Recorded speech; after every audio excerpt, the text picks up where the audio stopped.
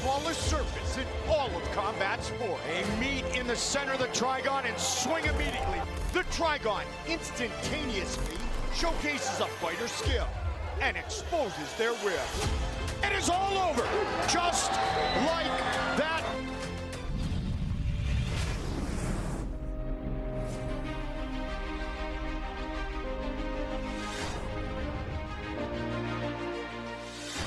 May 28th, 2022. Paty Juarez and Medina left it all in the trigon in a title fight as ferocious as any we have ever seen. The champion was crowned the victor. A rematch was inevitable. And now the wait is over. It's Juarez and Medina once again for all the diamonds and gold. The mighty trigon has returned to the Gulf Coast. The crawfish are boiling because things are about to heat up inside the Mississippi Coast Coliseum. Here we go. Hi again, everybody. I'm Mike Goldberg, joined, of course, by my powerful partner, the former two-time world champion, the Magic Man, Paulie Malignaggi. The wait for Medina, 477 days. She wants to take advantage of that in the rematch of one of the greatest fights we've seen, the champion Paty Juarez tonight. Oh, absolutely. You know, Juarez is never really in a bad fight, but with Medina, she got a crafty opponent in there that really gave her a run for her money.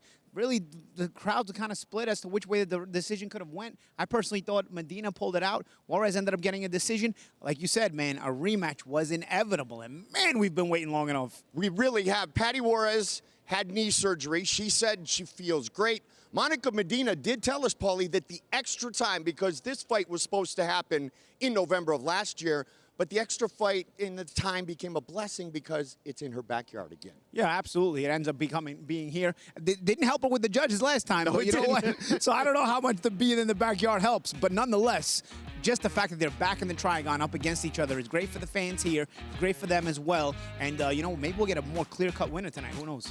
You will appreciate what she said yesterday. She said, okay, the judges have had 477 days to figure things out. We will see. That is our main event of the evening for all the diamonds in gold. Of course, all of our fights take place in the smallest surface in combat sports, the mighty patented trigon. Oh, absolutely, man. This thing is action guaranteed. 3 sides that are the same size at 21 by 21 by 21. Smallest surface in combat sports. 360-degree corners. So if you get stuck in that corner, man, that's why it's a 90% KO rate, because it's tough to get out of there. Those corners are tight. It's not like a regular boxing ring with a square corner. You can kind of angle out a little bit at 90 degrees. When it's 60 degrees, you got to literally fight your way out of that corner. And again, hence why that 90% KO rate. Once you're stuck in there, it's all to fight for. All right, let's once again revisit our rules in the trigon, our new unified rules by the ABC, and really the big fight that it is going to affect is our main event of the evening, because it will be 6 2-minute rounds, where the first fight between Juarez and Medina was 7 2-minute rounds. Of course, we always score on a 10-point must-scoring system. The round winner gaining 10 points, the opponent 9 or less. No 3 knockdown rules. Punching in the clinch is allowed. The referee or the doctor can stop the fight. Great to be back in Biloxi, and Biloxi's own looking to reign supreme in our rematch later tonight with the title and the Police Gazette belt on the line. Let's get things started. Our tale of the tape for our first fight of the night, J.D. Burns and Isaiah Quinones. These two men define BYB, which is why our Hall of Fame matchmaker Mel Valenzuela said, I know you guys are friends. J.D. Burns even said he's like a teammate to me, but they are going to start the show out in style. J.D. Burns, 1 year younger, 2-inch reach advantage against the people's champ, Isaiah Quinones. To get things started here in the house, none better than Big Mo. Biloxi, can you hear me? No, Biloxi, Mississippi, can you hear me? Ladies and gentlemen, good evening, and welcome to BYB Extreme 20, the Brawl versus Medina 2, live on beIN Sports. Ladies and gentlemen, we have 8 bouts tonight, concluding with our main event for the Unified Bare Knuckle Championship of the World. We begin our card with 5 3-minute rounds in the super middleweight division. Introducing first, fighting out of the blue corner, please welcome to the Trigon, J.D. Burns.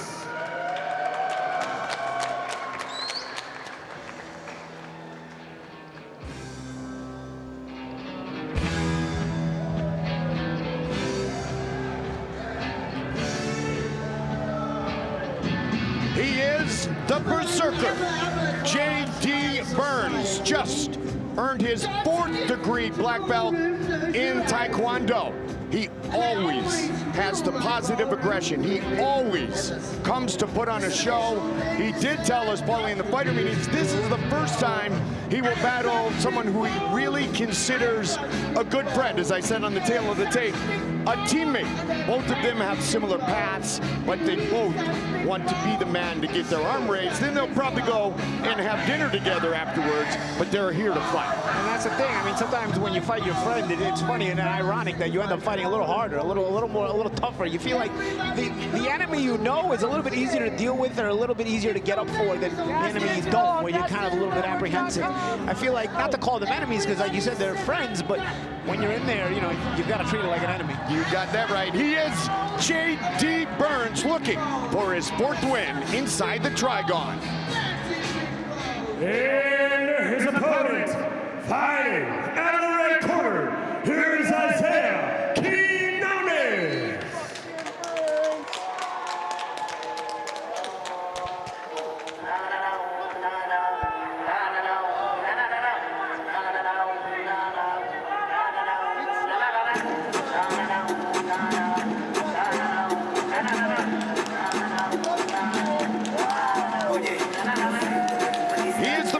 Champion, born and raised in Boston, Massachusetts. The proud Puerto Rican has been in South Florida for many years. Received no coaching as a youth, but the drive and the desire to fight, entertain, and show youngsters that you can overcome adversity inside and outside of combat is what Isaiah is all about. Yeah, I mean, this guy's a walking testament to that. You know, literally, fighting has brought him out of a lot of the negativity in his life. It's changed his life for the better. He battles that every day, but nonetheless, he looks almost at most peace when he's in there fighting. No question. And he did a good job when we were in Miami a month or so ago at taking care of some character who tried to get into the Trigon without permission. So it is the people's champion, Isaiah Quinones, against J.D. Burns with the official introductions. Once again, here's Big Mo.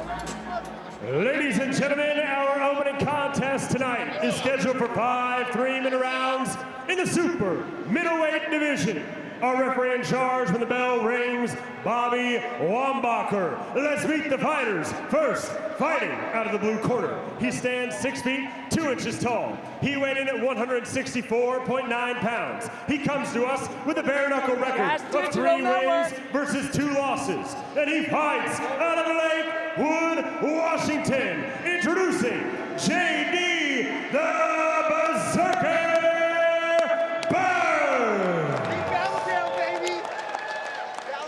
And his opponent, fighting out of the red corner. He stands 6 feet, 1 inch tall. He weighed in at 163.9 pounds. He holds a bare knuckle record of 4 wins versus 2 defeats. And he fights out of the 305, Miami, Florida. He's the people's champ, Isaiah Quinones.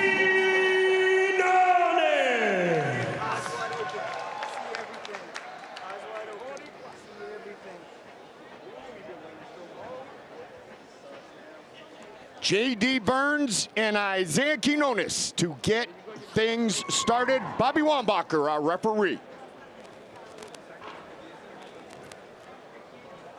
The smile and look of respect, fighter to fighter. JD. They are ready to put on a show. Isaiah, right here. You gentlemen ready? Fight! Here we go. J.D. Burns coming out in the southpaw stance, black with purple trim on the trunks. Get down. Got a little fancy design on the trunks, no surprise, of Isaiah Quinones. Good. Little slip there. You see Burns trying to get that head movement going. You know, he's maybe it's something he's worked on for this fight. And we haven't seen his defense a little bit lacking in the past. Looking at him try to be defensively responsible here. As now they're in that clinch, Goldie. And that's where both men have shown to be effective in the past. Mouthpiece, yep. Looks like Quinones' mouthpiece is out right now.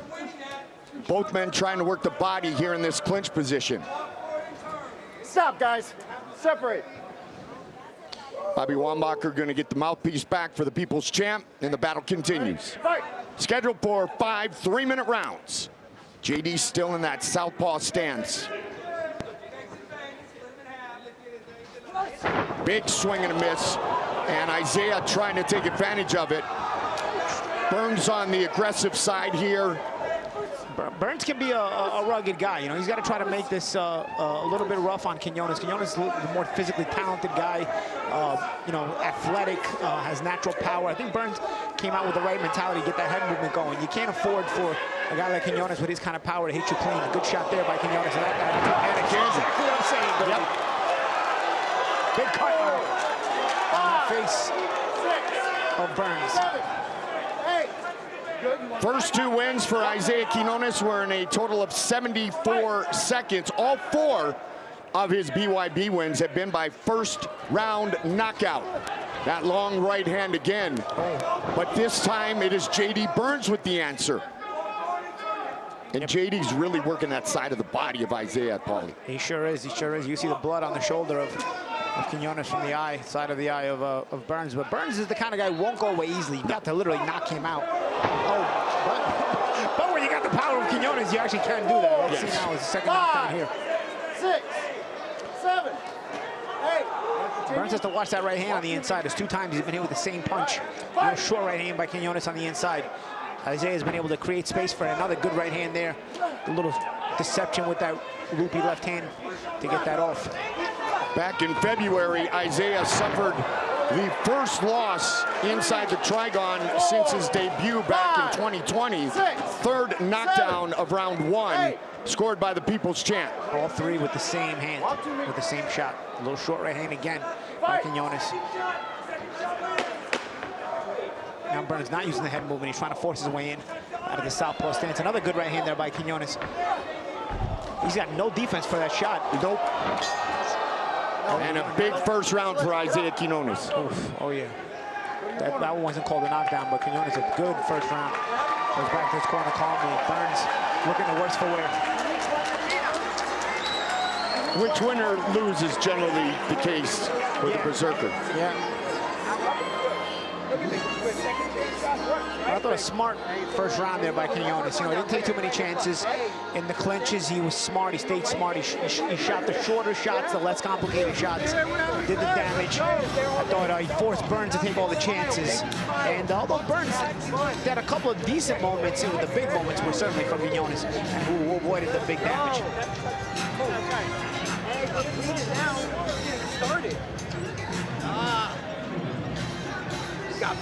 He's always smiling. That's what we love about J.D. Burns. 14-year career. He had never been knocked out prior to the fight against Levici. That was back in London in October of last year. Victim of the knockout of the night. Round number 2. Orthodox start here for J.D. Burns. Now switches to southpaw. Isaiah Quinones in the black and gray trunks, if you will, and then the purple trim with the black for J.D. Burns. Sneaky right hand there, Paulie. Yeah, Quinones, again, with that little sneaky right hand on the inside. Burns has to shorten up his shots a little bit as he gets his way on the inside, from the outside to the inside. That is, again, I think the same shot, but the third time, Paulie, coming off the clinch. Yeah. Isaiah's pushing off really well and then landing it. So it is all over. Isaiah Quinones finishes J.D. Burns in round 2. Nice performance by Quinones. Yeah. Very, very smart, well played, disciplined performance by Quinones. And credit to Berserker, he's always all heart, he's always trying. He doesn't go out quietly. He makes you beat him up if you're gonna beat him. Yep. But he'll, you know, he took that beating tonight, despite the fact that he didn't go out softly, let's say, put it that way. All right. It is a big win for the People's Champ, Isaiah Quinones. The official decision is coming up next.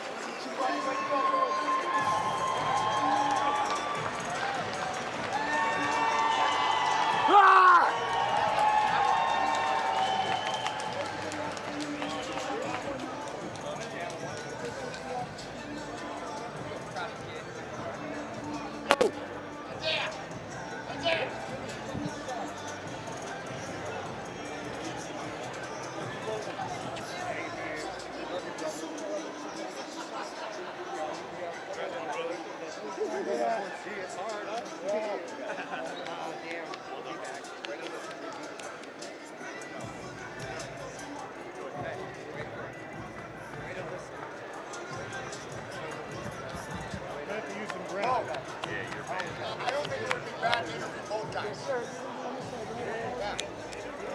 I'll talk to Tony, but if you're going to talk to him, they're such good friends. Yeah. Let me double check.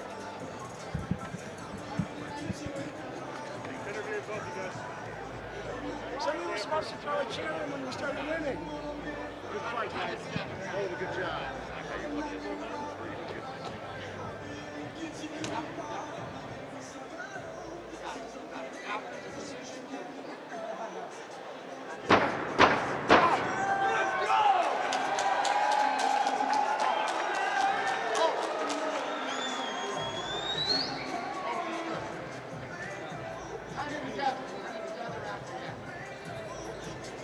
What?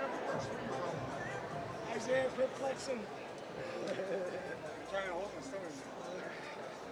I put an extra sock in here. Yeah. You too, dude. Twins. Isaiah Quinones, the winner of the Knockout of the Night Award twice inside the Trigon. This is the first time he scores the knockout in round number 2. And Paulie, it was that push away from the clinch and the big right hand. Yeah, you see it right here. You're gonna see a little roll on JD Burns' right hand. You see Quinones kind of rolls and then counters with his own right hand. Let's see if it's the same punch or a different look. It was the same shot that kept knocking Burns down. So let's see, this is the step back one you were talking about there. That was the one where actually Burns didn't even get off his right hand. You see the little step back. He uses a little hook to try to create a deception for it, and then he steps in hard with the right hand as he's backing up. Very, very, very well played by Quinones. Set up that right hand in various ways on the inside, but he kept knocking down Burns. To make it official, Big Mo. Ladies and gentlemen, referee Bobby Wambacher calls a stop to this contest at 40 seconds of round number 2. Declaring your winner by knockout, the People's Champ, Isaiah Quinones. Bring your punch, buddy. All right, I'm gonna interview both guys. Isaiah, I'm gonna come to you first, man. Oh, JD, don't go anywhere. I'm coming to you. Don't go. Isaiah, first off, I'm gonna keep my distance from that right hand, all right? Don't get any ideas. I'm just the guy with the microphone. Isaiah, back in the winner's column. You've won knockout of the night before, another knockout tonight. How does it feel to be back in the winner's column? First, I just want to say thank you. Thank God. Thank you, friends and family, for coming to support us. Thank you to the organization. Thank you, Big Mo. Thank you, JD. Thank you for everybody. Thank you for getting blood on my suit. Anytime. And Isaiah, moving forward in your career, obviously, you're a BYB veteran. You helped innovate BYB in the Trigon. I'm assuming we're going to see you back in here? We'll see. I'd love to be back in here. I love the fans. I love the people. I love what it's about. It's not just about fighting. It's about growing in and outside the ring. I don't want to waste time, but I'm just very thankful and grateful for this opportunity. And we're able to share it with you guys. So thank you. Thank you, Mike. Thank you, Alex, for building the ring. Y'all don't know about that, but Alex builds this ring every fucking fight. So thank you, Alex. Thank you, everybody. Thank you, Michelle. Thank you, Mel. Thank you, everybody. I love y'all. God bless. Have a good night. Y'all want to come to the after party? You know where it's going to be. Ladies and gentlemen, one more time for your winner, Isaiah Quinones. JD, I'm going to come to JD now. JD, obviously, like Isaiah, a lot of mutual respect. You're a veteran of the Trigon. You didn't go your way tonight, but I'm assuming we're going to see you back in here. Is that correct? Oh, most definitely. Did you guys like watching me get punched in the face? And I'm going to keep coming back no matter what. As long as the commission says I'm able to fight, I'm going to keep doing it. Love the sound of that, JD. Congratulations on a great fight again. Ladies and gentlemen, JD Burrs.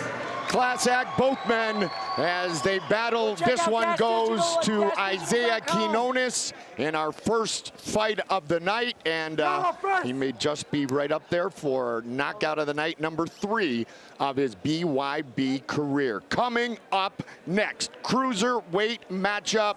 It is God's champion, the Hawaiian, the proud Hawaiian, now fighting out of Scottsdale, Arizona. He is Kaelii, the Chief. His opponent tonight is the headhunter, that man, Harrison Aiken. Cruiserweight matchup when we come back. You're watching BYB Extreme from Biloxi, Mississippi.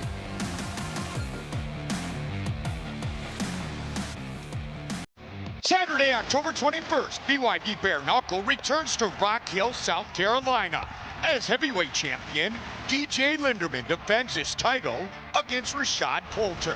Plus, true backyard brawls for Carolina's Josh Oxendine, Ryan Jett, and Maurice Morris. And 4 women begin the quest for the BYB Bantamweight belt.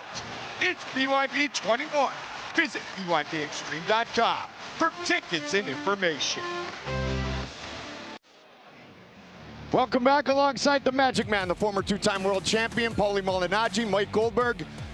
A start in which we expected 2 guys with a huge amount of respect for each other, pure class, and thankful to be in the Trigon. Oh, absolutely. And you know what? They didn't disappoint. Those 2 guys never disappoint. Whether you like each other or not like each other, when JD Burns and Isaiah Quinones are fighting, it's always guaranteed to be action. Put them against each other. Yes, they like each other. They have respect for each other. They're friends, all that good stuff. But they got in there. They felt like they didn't like each other. And that's what we like to see here at BYB. And then you have a guy like JD Burns who would literally say, did you guys enjoy watching me get punched in the face? Well, because you know, BYB and fighting in general, you know, you got to have a winner and a loser. But he understands the martial arts respect. You know, I think a lot of JD Burns kind of embodies that. You know, he's never coming in that mean streak, but he always fights mean. He fights tough. He won't go away easily. We've seen him in some excellent battles. Tonight he came up on the short end. But again, whether he's on the winning end or on the short end, you know what? He's fun to watch. How many times have we talked about, Paulie, that combat sports has saved lives? Yeah. All the time. And when you look at this next matchup, Knuckle and Aiken, these are 2 guys that the story has been well documented, and we'll continue to share it with you as we get set for our second fight of the night. Our tail of the tape for this cruiserweight matchup, God's champion, fighting out of Scottsdale, Arizona, the Hawaiian, 32 years old, 2 years younger than his opponent, Harrison Aiken, 4 inches taller, but the reach is virtually identical.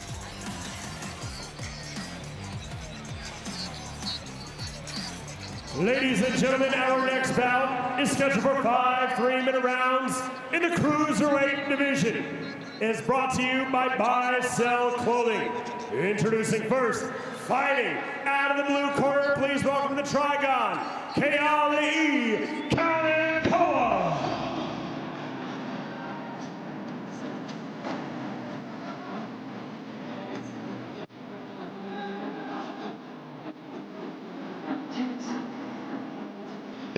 This brings me back. Oh, yeah. The good old days. When my mom, may she rest in peace, was in the stands and we were playing youth hockey and they were doing it. God's champion, Kaelii Kovacs. Now living in Scottsdale, Arizona, he has his own gym that is doing very well. He also spends a lot of time at Henry Cejudo's gym, working with Eddie Cha with his striking, with Fight Ready. He's got his corner dialed in, if you will, tonight. Vincenzo Ratkovic, Italian, Croatian, Hawaiian. That's a mix. That's a mix. Oh, yeah. He's got it all there. This fight was changed to a cruiserweight matchup a late replacement as Harrison Aiken takes his fight on short notice. Both men have overcome a lot of obstacles outside of fighting, and it is fighting that has saved both of their lives and made it much better. He is the Hawaiian Kaelii Kanakoa. And his opponent, fighting out of the red corner, here is Harrison Aiken.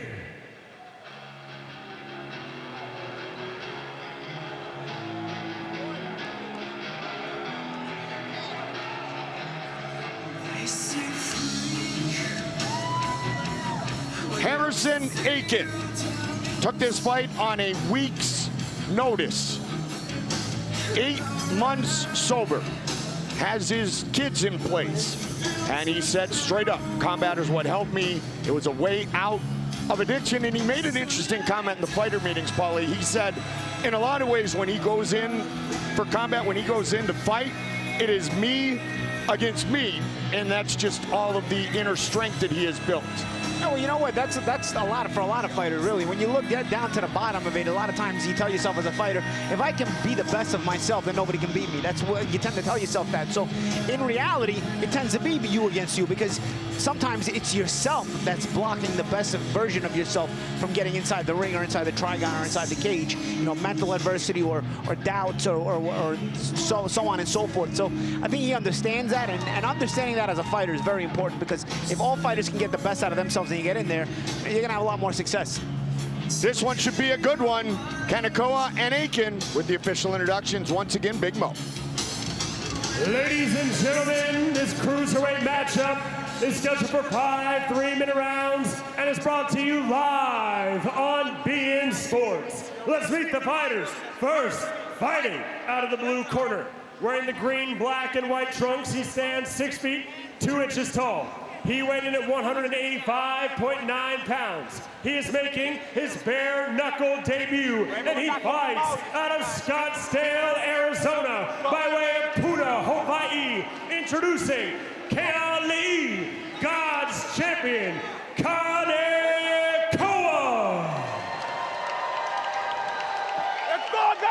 And his opponent, fighting out of the red corner, wearing the camouflage trunks, he stands 5 feet 10 inches tall. He weighed in at 185.3 pounds. He holds a bare knuckle record of 1 win versus 2 defeats. And he fights out of Cumming, Georgia, introducing Harrison, the Headhunter, Aiken.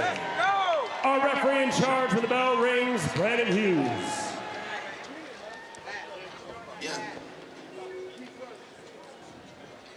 Cruiserweight matchup scheduled for 5 3-minute rounds.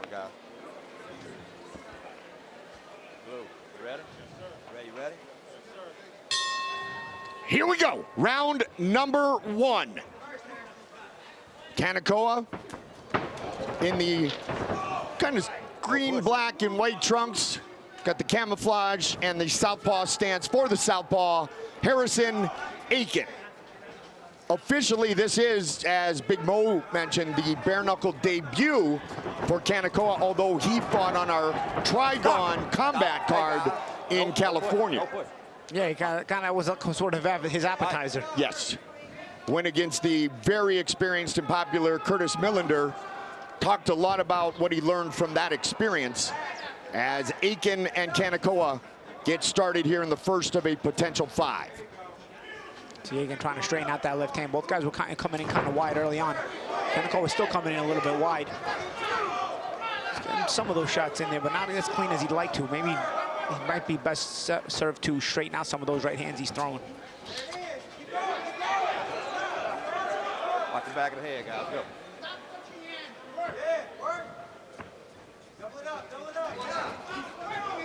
Trying to go body head.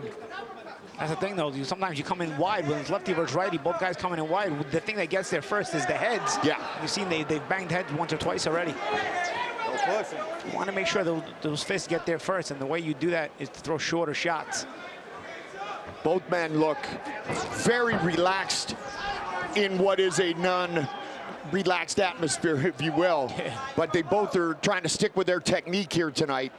And so far, both men trying to land the jab, counter, and change some levels. I think neither guy's really landing that clean. Defense is being shown so far. Which is what Knuckle talked about in the fighter meetings. Needs to have his hands up, pay more attention on his opponent and less on his mouthpiece. The fight against Millender, he lost his mouthpiece multiple times.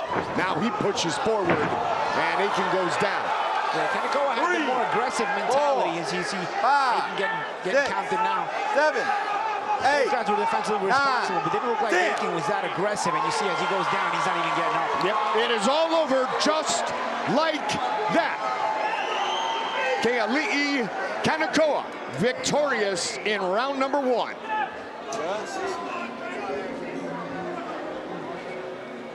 Yeah. I mean, Fucking go! Come on, guys, fucking go! Knuckle with the victory. He's psyched, he's pumped. And he and some of his training partners, family, are going to head over to Hawaii to help out with all the fires and that going on in his home state. So we wish him great prayers and support as he goes home. We'll try to help to take nature's challenges and get them under control. Harrison Aiken, coming in on a week's notice, gets stopped late in the first.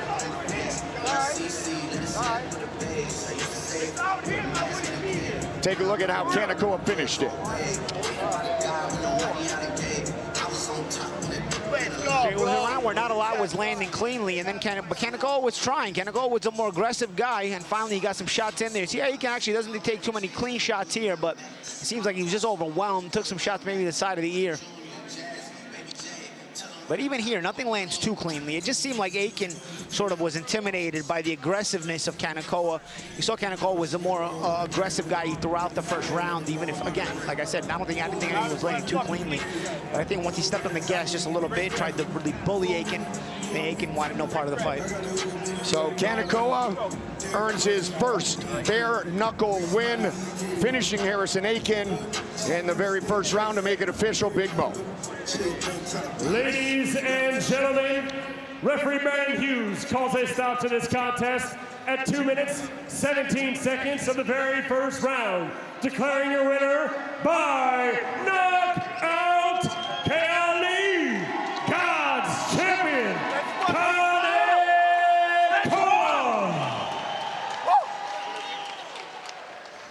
Alrighty, all smiles. I appreciate that. Kaelii, first off, welcome to Bare Knuckle. How do you feel? I feel fucking amazing. I got God behind me.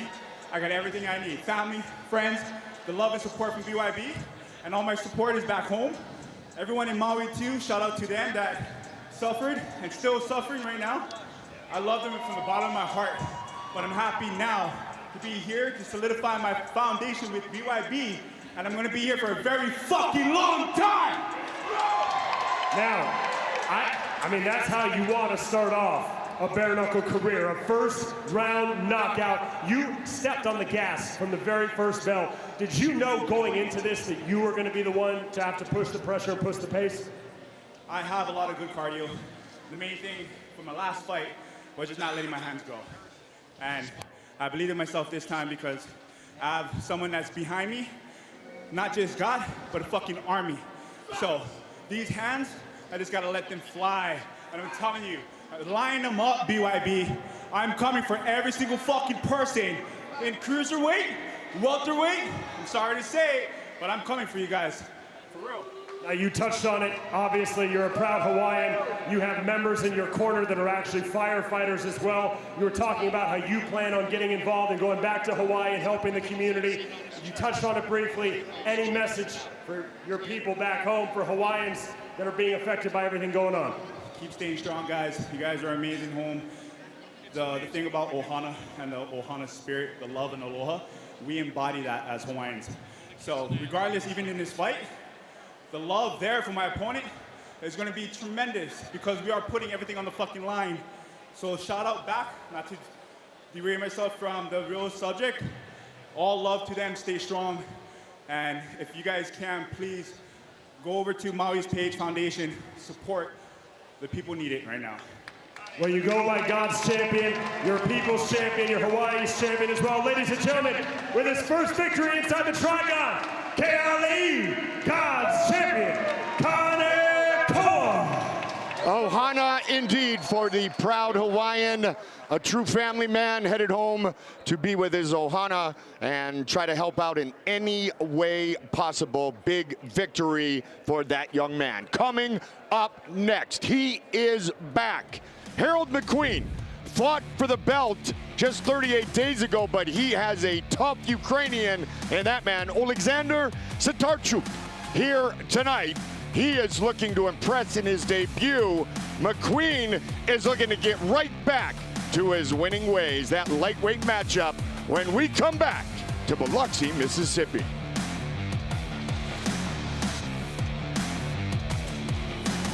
BYB 20 rolls on. Next fight in the lightweight division. Our tail of the tape for this great matchup. Harold McQueen takes this fight on a week's notice, takes this fight 38 days since he fought for the featherweight belt against Brandon Burr. His opponent is Alexander Sitarhcuk, the Lion, who all three of his fights in bare knuckle have taken place in his home country of the Ukraine. Significant reach advantage for McQueen. Welcome back, ladies and gentlemen, joining us live on BN Sports to Biloxi, Mississippi for BYB Extreme 20, the Brawl on the Bayou. We now move to the lightweight division scheduled for 5 3-minute rounds. Introducing first, fighting out of the blue corner, please welcome to the Trigon, Alexander Sitarhcuk.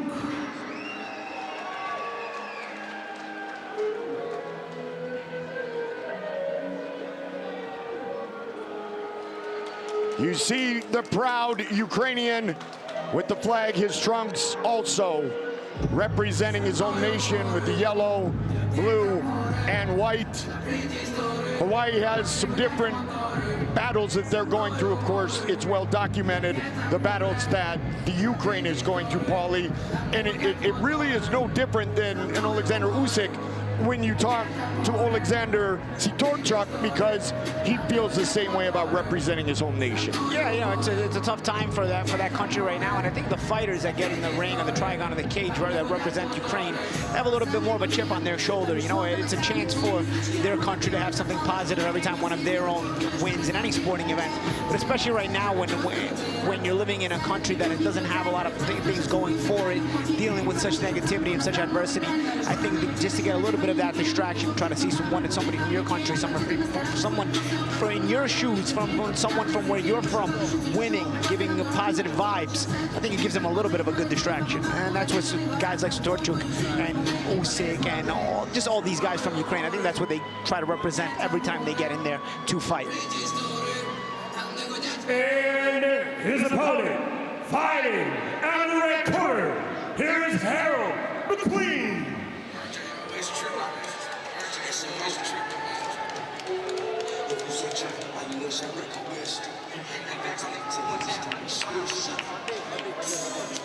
Harold McQueen, right back at it, fought for the inaugural BYB featherweight title on August 10th. He was, in many's opinion, including his own, winning the fight against Brandon Burr, but the accidental eye pokes became too frequent, and thus the doctor stoppage, the disqualification, and the belt going around Brandon Burr's waist. Harold talked about how Burr was all about the clinch, and coming from that wrestling background that Burr does in Ohio and with Stipe Miocic, proud Croatian by the way, McQueen said he did learn a lot in that contest and wants to show his improvements tonight. You know, McQueen's got a lot of talent. He's a skilled fighter, and I thought he started the fight out against Burr very, very well. I think at the end of the day, I think sometimes you get a guy who's more durable, more stout, 130, and you're going to have that staying power to stay in a fight and keep fighting in that disciplined manner. McQueen has a lot of talent, but it seemed like he ended up starting to fade a little bit, and Burr started to believe in himself more and more, and was eventually able to take that win. I think that's the learning experience McQueen has from that fight, is just start well, to be consistent, keep that skill level at the top level throughout the entire night, throughout the entire fight. Harold Lightning McQueen with the official introductions. Big Mo.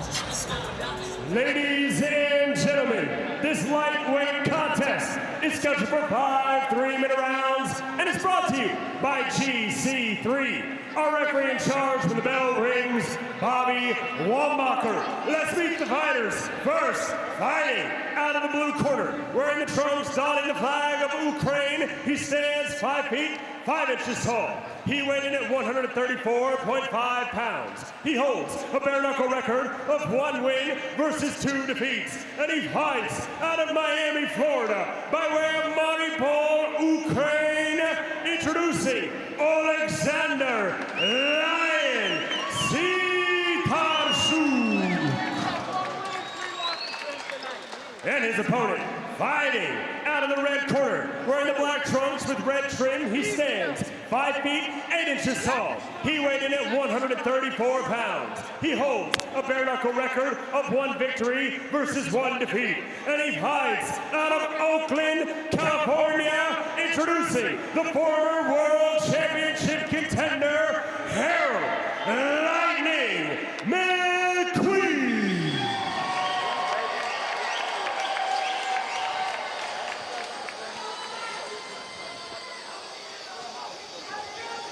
Alexander, Harold, gentlemen ready? Back for me. Fight! Here we go. Harold McQueen in the black and red trunks, representing his home country of Ukraine, is Alexander Sitarhcuk. 3 fights at home in the Ukraine in his bare-knuckle career. McQueen with a lot of experience with the gloves on, and he talked about the fight with Brandon Burr being the first time he was in an all-out bare-knuckle fight, and his hands hurt because he did land a lot. Yeah, man. Yeah, once you're in there, especially when you're used to throwing those boxing punches where you're trying to punch through your opponent and you're putting them together in rapid-fire succession, like a talented guy like McQueen does, man, those hands start to get sore real quick. Watch for the overhand right and the right uppercut from Harold McQueen. That's the thing, in bare knuckle, you can't always try to punch through your opponent like you're taught in boxing. Good shot there, wow. What a shot. And he does the ball in. That was a New York Giants thing like 20 years ago. There you go. Hey, you wanna fight? That was when they beat the Patriots, the 18-0 Patriots. That was their thing defensively when they used to get a sack. Eli, right? Yeah, no, the Strahan and the defense. Oh, way back. Used to do the ball in sign.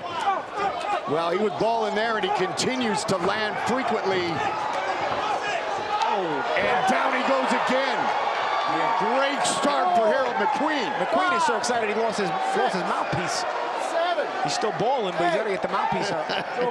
It is all over, just like that. Harold McQueen with the big knockout in round 1. Yeah, Sitarhcuk didn't know what hit him, man. I mean, he was in full shock. And I think McQueen learned some lessons in the Burr fight, right? But again, we didn't see him last long enough. We've seen McQueen explosive early on, and it's difficult. A skilled guy like that, and with such speed and such accuracy like him, very good boxing background, it's difficult for a lot of these guys to get into those middle and later rounds against him. And I guess we're not going to see if he's matured, if McQueen has matured past that, because most of the time he's going to get these guys out of there like that. His hands are that dangerous. And his debut at BYB 17 was against Pablo Caballero, who is very talented, very experienced. And when McQueen finished Pablo in round number 2 and earned knockout of the night, we knew he was for real going into that title fight with Brandon Burr. Oh, yeah. No, and that fight with Caballero, he actually got knocked down, ended up coming back and getting the knockout. McQueen is good early on. Whether you knock him down or not, whether you hit him, he's strong early on. The question that's going to be about McQueen is going to be middle, late rounds. That's what we noticed in the Burr fight. But in this fight, we didn't have to go check that question because he got Sitarhcuk out very early and very explosively and very, most importantly, very, impressively. Good hand speed, good combinations. We're going to see some of these replays now. See, he changes looks. He gives you that boxing rhythm. changes direction and throws with the right hand. You see he goes to the left, goes to the right, changes direction. Here's the combinations here. Sitarhcuk is overwhelmed with the speed. The shots are shorter. Good shots there. Sitarhcuk going down, and then he takes a few more shots as he's going down. Again, the speed. You see Sitarhcuk's too wide. Look, Sitarhcuk's too wide. No balance. Pans too wide. And McQueen is punching inside him very, very accurately. Very, very strong. And, of course, speed can be power. Big Mo to make it official. 1 week notice. Ladies and gentlemen, referee Bobby Wambacher calls a stop to this contest at 1 minute, 35 seconds of the very first round, declaring your winner by knockout, Harold Lightning McQueen. First round knockout for Harold McQueen. All right, Harold. Now, you go by the nickname of Lightning McQueen. You might have to nickname that right hand Ka-chow. That joke. Now, Harold, welcome back to the Trigon. You just came off a great championship war, come out on the short end, but you came back in here, finished it quick. How do you feel? I feel great. I feel real good. Brandon ain't in this motherfucker? No? Brandon Burr, our champion. You maybe want to run it back for that belt again? Is that what I'm hearing? Oh yeah, we most definitely got to run that back. To lose with a technicality, that sucked. I mean, Brandon ain't no bitch, man. He a tough opponent, but we got to run that back. Well, that was an incredible knockout. I'm sure Mel Valenzuela and Mike and Greg and the team definitely want to get you back in there with Brandon Burr to run it back as soon as they can. Now, coming back in here, obviously you have a lot of friends and family that support you. Anything that you have to say to them watching from all over the country, around the world? I want to say I love everybody so much, man. Like, y'all supporting me, cheering me on. That shit is a dream come true. And I appreciate y'all so much. It means so much to me. And we're going to see you again here soon, right, in the Trigon? Yeah, and I want to shout out to Beer Constant, Beer Fucking Gang, you here. Budget Lock Solutions, we in here. And shout out to Black Label. Yes, sir. Ladies and gentlemen, one more time for your winner, Harold Lightning McQueen. That performance looked like a performance from a young man who was a quarterfinalist in the 2016 U.S. National Championships with the gloves on.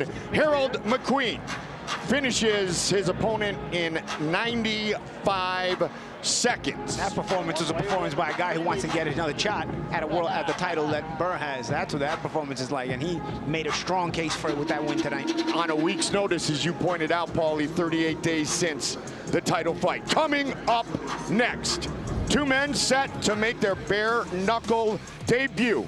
Argentina's super welterweight, Walter Saravia, now fighting out of Las Vegas, Nevada, began boxing at age 23. That is a decade ago. His opponent, born in Tupelo, Mississippi, Isaac Ware, now living in South Florida, but he said, hey, here in Mississippi, I'm going to put on a show for the fans in my home state. That fight is coming up next.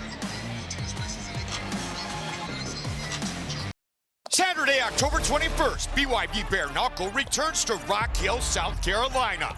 As heavyweight champion, DJ Linderman defends his title against Rashad Coulter. Plus, true backyard brawls for Carolina's Josh Oxendine, Ryan Jett, and Maurice Morris. And 4 women begin the quest for the BYB Bantamweight belt. It's BYB 21. Visit BYBExtreme.com for tickets and information. So far, we are 3 for 3. What took Isaiah Quinones so long? No disrespect to J.D. Burns. That one coming in the second round. Kanakoa with the win in the first, and Harold McQueen in 95 seconds. Paulie, what we are seeing tonight is what the Trigon is all about. Yeah, the Trigon is about knockouts. The Trigon is about, like our buddy Benny likes to say, Benny Ricardo likes to say, you better try or you're gone.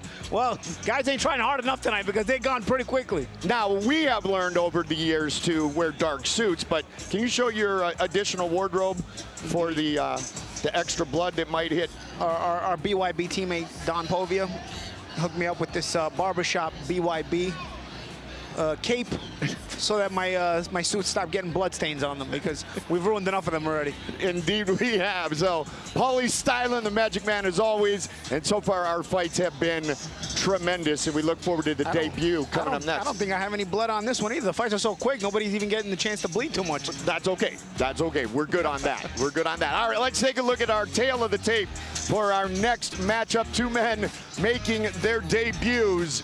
Isaac Ware and Walter Saravia. Ware is 37 years old, 4 years the elder of his opponent. He will have a 3-inch reach and height advantage. Ladies and gentlemen, welcome back, Biloxi, and welcome back to our viewers joining us on beIN Sports. So far, 3 fights, 3 knockouts, and now we move to our 4th bout on the card. 5 3-minute rounds in the welterweight division. Introducing first, fighting out of the blue corner. Please welcome to the Trigon, Walter Saravia.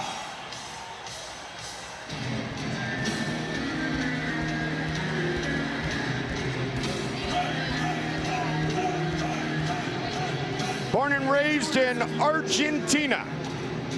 Moved to Vegas 5 months ago. He likes training, going dancing, making barbecues, and knocking out people. Team Saravia, Fernando Lepe in his corner tonight. The interesting thing about Walter is the late start. He turned professional in boxing, Paulie, at the age of 23. Had some rough trek to get through. Did get in there 11 times as a professional boxer, so we know he's got a skill set. Oh, yeah, he knows how to use those hands. Haven't had the boxing experience. Does come into play here in the Trigon, but of course, as a lot of boxers tend to find out in bare knuckle, you gotta be careful not to punch through your opponent all the time, or you will hurt your hands. McQueen talked about that in his previous fight against Burr. I can tell you about that as well. See how Saravia matches up. Walter the baby, Saravia. And his opponent, fighting out of the red corner, here is Isaac Ware.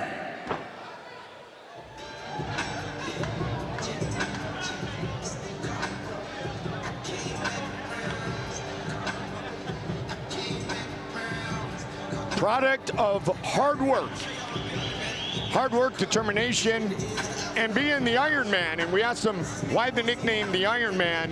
He was in a car accident right after he had got his license at age 16, had to have his arm surgically repaired, and so he's got the Anderson Silva, he's got the metal in the arm, and he said it just made sense to be the Iron Man when I truly have iron in my body. Yeah, I can remember Miguel Cotto also got that early in his career. He had a motorcycle or a Vespa accident or something like that. The Vespa, he would probably rather it be a motorcycle, but he doesn't want to admit he was on a moped, right? I don't even remember now exactly, but it was 20 years ago something, so it was a while back. Isaac now lives in Winter Haven, Florida, but born and raised in Tupelo, Mississippi. So he feels like he is fighting at home. Here tonight, both men making their BYB debut with official introductions. Once again, Big Mo. Ladies and gentlemen, this welterweight contest is scheduled for 5 3-minute rounds and is brought to you by Coastal Mississippi. Our referee in charge when the bell rings, Brandon Hughes. Let's meet the fighters. First, fighting out of the blue corner, wearing the black trunks with silver trim, he stands 5 feet 5 inches tall. He weighed in at 149.1 pounds. He is making his bare knuckle debut, and he fights out of La Candelaria, Ancasti, Catamarca, Argentina. Introducing Walter the Baby Saravia. And his opponent, fighting out of the red corner, wearing the black trunks, he stands 5 feet 8 inches tall. He weighed in at 152.4 pounds. He is making his bare knuckle debut, and he fights out of Winter Haven, Florida, by way of Tupelo, Mississippi, Isaac Iron Man Ware.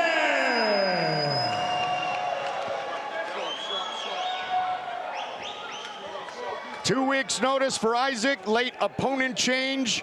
Both men making their bare knuckle debut. Blue, you ready? Red, you ready? Here we go. Black and silver trunks for Walter Saravia. The black trunks for Iron Man Isaac Ware. Swing and a miss, but closing the distance quickly. Stop! Break. When asked of his fight style, Ware told us he's a stalker that seeks and destroys. Yeah, you can see he's on that front foot trying to get close to Saravia. Saravia trying to almost getting that back foot, trying to use that check hook there. Big shot, puts his opponent down. 35 seconds into the fight. I don't know what landed cleanly there. I thought they both missed those overhand rights, but something must have got in. I don't know if it was a follow-up by Ware on the hook or something, but let's see. Changing levels to the body. See Ware, you can see sort of trying to control that center trigon, physically trying to impose himself. Come on, guys. No push. No push. You see Saravia is given that weaker body language, even when Ware's leaning on him. He's sort of in that, I don't want to say beta mode, but you know, he's certainly in retreat mode, and even not trying to be the boss in there. You can see Ware is making a concerted effort to be that boss. Good shot there by Saravia, but Ware, you see what I mean about when you have the boss mindset, you're trying to stay there and control the distance and control where you're putting your opponent, not letting your opponent put you where he wants to be. But let's see if Saravia keeps landing these little short counters like he did a second ago. Saravia fought with the gloves on in March of this year. That fight was in Tampa, Florida. Tonight we are in Biloxi, Mississippi. Round number 1. Left hook connects for Saravia. Yeah, Ware's a little bit wide on those shots. I think Saravia's starting to get that timing. Remember, he's got the boxing background. Yep. And you see he's starting to get a little bit of that timing. And Saravia also has a little bit of a weird rhythm. But I think in that exchange when he was on the ropes and he landed a couple of shots on Ware, it gave Saravia some confidence. And you can see his body language is a little bit more confident, even though Ware is still trying to push him back and then control the center of the trigon. 9 professional MMA fights for Iron Man Isaac Ware from 2014 to 2018. So it's been a while since he has been in professional competition. Both men making their BYB debut here tonight. Yeah, you can see a little bit of the rust. He comes up short, he lunges in. I keep hearing his corners tell him, don't lunge in. He's coming up just short. He's got to be a little bit deceptive in the way he enters. He's trying to, again, physically impose himself on Saravia, pick him up in those clinches, just to try to send a psychological message there that he's strong. But he's got to be a little bit more deceptive on the end. And it seems as if Paulie Saravia is weathering the early storm. Yeah. And if he can turn it into a technical boxing display, he may very well come up on top. Good finish of the round there. Yeah, good finish of the round by Saravia. He got knocked down in the round, so probably a Ware round. But I like the way Saravia, turned that thing around. And it looks like Ware is going to have to make some adjustments in the second round. Let's see what happens. Same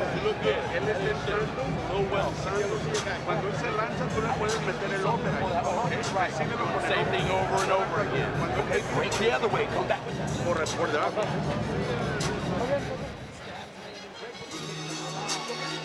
See the replay. That was a good shot by Saravia on the inside. You see actually Ware's left eye kind of still blinking even as he's trying to fight it. And then he actually lands a nice uppercut as well, Saravia, on the inside. So on the inside, this is actually that moment. That was what I was talking about, that moment again when he was against the ropes, when he landed a couple of shots where I think it increased his confidence. I think right before that, it was almost in a beta mode. Like he was like, his body language is almost like, I don't want to be here. Right. And he got knocked down with something that I didn't really see land too cleanly. But then after he was able to land those 2 shots up against the ropes, it seemed like his confidence grew. He came out of his shell, and I think he closed out the round pretty well, although it was a Ware round after scoring the knockdown. But let's see. Oh, another counter uppercut there by Saravia. And a lot of swelling on the left eye of Isaac Ware. We saw the big shot on the replay. Isaac working the body. Some dirty boxing. Round number 2. This fight scheduled for 5. Yeah, Ware is trying to physically just push his way in, trying to impose his physicality on Saravia, but there's not a lot of technique. And I think now he's starting to lose some of his confidence because he's not as confident in the way he's throwing his shots. And Saravia's becoming the confident guy now, putting punches together in combinations. Work out, guys. Work out. Watch behind the head. Stop. Break no punches. Watch behind the head. I don't know what Ware's complaining about there. Those were shots behind the head. He's just got to keep focused on the task at hand, which is the fight. Saravia just trying to remain patient, look for his spots, change his levels again. Oh, there's big right hand by Ware. He finally gets the distance on him. Why is that? Because he was able to set it up with a jab first, so he didn't just come in flying.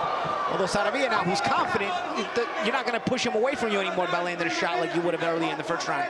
Now he's confident he can take what you got and he can return fire. Let's also keep an eye on the cardio of both men, but especially of Isaac, taking this fight on 2 weeks' notice.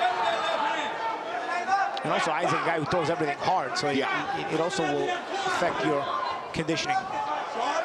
And carrying a lot of muscle. Right in front of our broadcast position. Real sneaky with those uppercuts.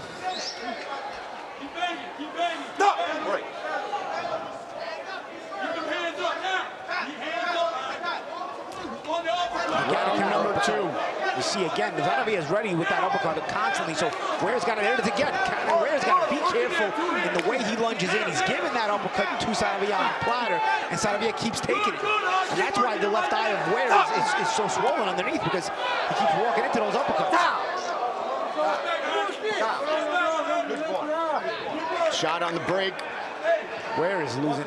They're going to take a point immediately from Saravia. That was a bit extreme.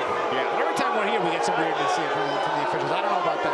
You know, the guy doesn't speak English. It's the first warning. I mean, now it's kind of hurt Saravia because he lost the first round 10-8 for the knockdown, and he was on his way to win this round nicely, but now it's going to be a sort of even. Could be looking at a 9-9, right? Well, yeah, I mean, now the best he can hope for is 9-9. And if he loses another 10-8, he's really going to be behind the 8 ball. But you see that swelling underneath the left eye of Ware is now bleeding because Saravia has been able to keep working. A big shot. Great combination. Well set up very nicely. Wide left hook with a right hand. The wide left hook is a deceptive shot to take your eye away to your peripheral vision so you don't see the shot coming down the middle. Very well executed by Saravia. That's going to be a beautiful replay to see. And with the point deduction, that's a huge knockdown for Walter Saravia late in round 2. And that was a hard knockdown, too. Yes. That was a huge knockdown, but he went down. Like, you know, that's when you guys go down like that, you know they got hurt. But again, well-executed punch. You know, you throw that wide left hook, you get your opponent's eyes looking peripherally and distracted from what's coming down the middle. So it's a decoy shot followed by the train coming right down the middle. And when you execute it perfectly, you get the result Saravia got there. See, that was on the break. That was, I don't know, I mean, yeah, I thought it was a little bit extreme on the part of the ref of take the point there, but let's see. Here's the shot. Right there, perfect. Right hand comes right down the middle after a wide left hook. You see Ware reacts to the wide left hook. And see, he pulls back from the wide left hook and doesn't see the right hand coming right down the middle like the locomotive, and it really landed well. So both men have scored knockdowns. This fight continues, round number 3. Black and silver trunks for Walter Saravia, the black trunks for Isaac Ware. Tupelo, Mississippi against Argentina. I think Ware will be well set to use some feints in there. He's got a nice little rhythm, but he doesn't use his feints and he just forces his way in. If he uses some feints, it might offset some of the awkward movements of Saravia, because Saravia has a weird rhythm, a little bit of an awkward rhythm. It's hard to time. So I think Ware, see, there's a feint right there.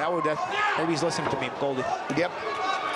Trying to move around, looking to roll. Work out. See, Saravia is more confident now. Right. No question. Ever since he, was able to land those early couple of shots in the second half of the first round, his mentality has changed, and Ware finds himself in a fight now. And the more technical this matchup becomes, the more the experience with the gloves on becomes a huge factor for the Argentinian. Yep, and again, his uppercut's landing well for Saravia. He landed another short right uppercut on the inside there. Come on, guys, work out. Or the Argentine, as it is. Yeah. Work out, guys. He's from Argentina. Stop, break, no punch.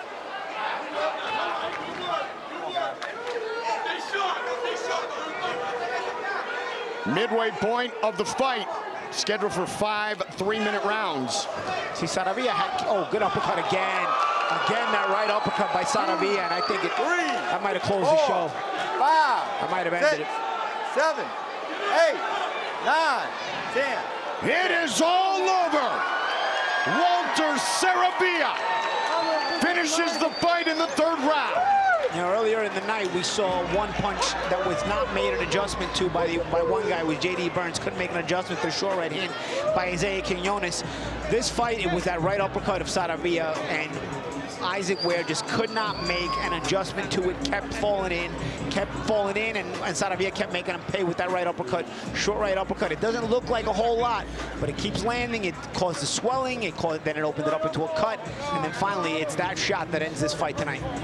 I mentioned weather the early storm, and that's exactly what Saravia did. Yep, and then the glove boxing experience comes into play, because again, that kind of timing is taken from glove boxing.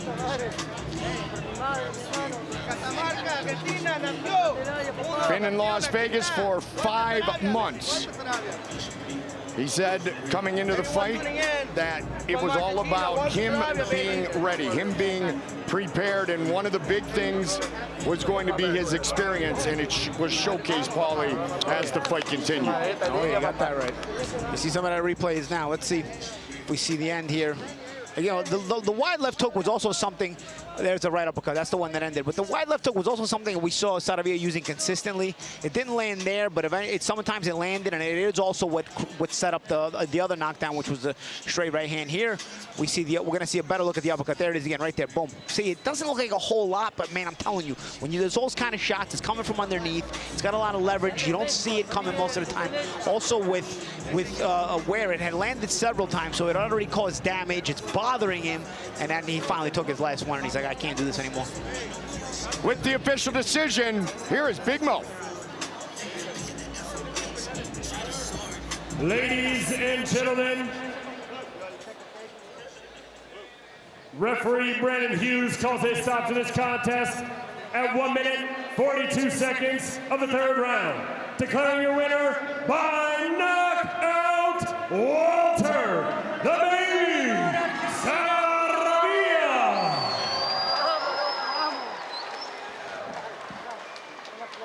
Walter, come here and talk to me for a second. There you go. Right here, Walter.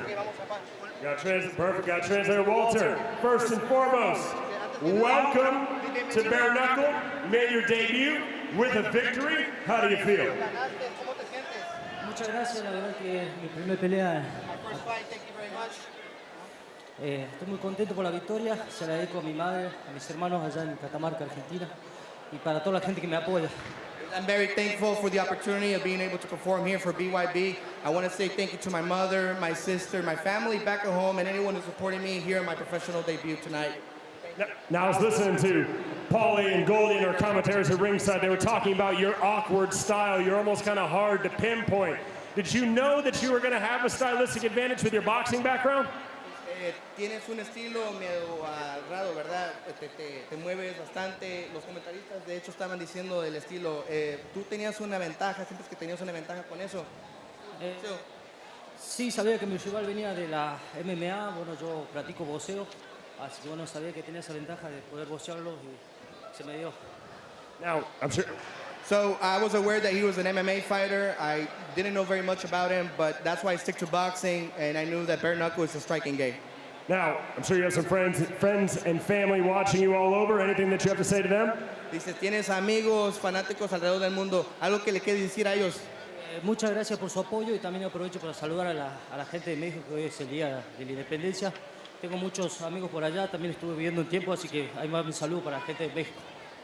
He said, I want to thank everyone that supported me. I want to thank my family and my fans from around the world. And especially I want to give a shout out to the country of Mexico. Today is Mexican Independence Day. I've been able to live out there in Mexico and train with various friends. And I'm thankful for that country for opening the doors for me. Well, one more time, ladies and gentlemen, for your winner, Walter Saravia.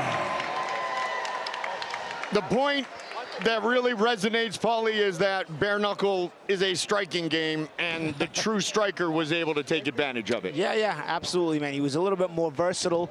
He was a little bit more, I don't want to say the awkwardness, only the awkwardness won on the fight, but he was a little bit more creative in the way he was setting up his shots, using different punches. It wasn't always, he doesn't have the prettiest style, but the awkward style creates that left hook, it creates that weird uppercut counter, and also the lead uppercut, as a matter of fact, because a lot of times it was Ware just falling in even without punching.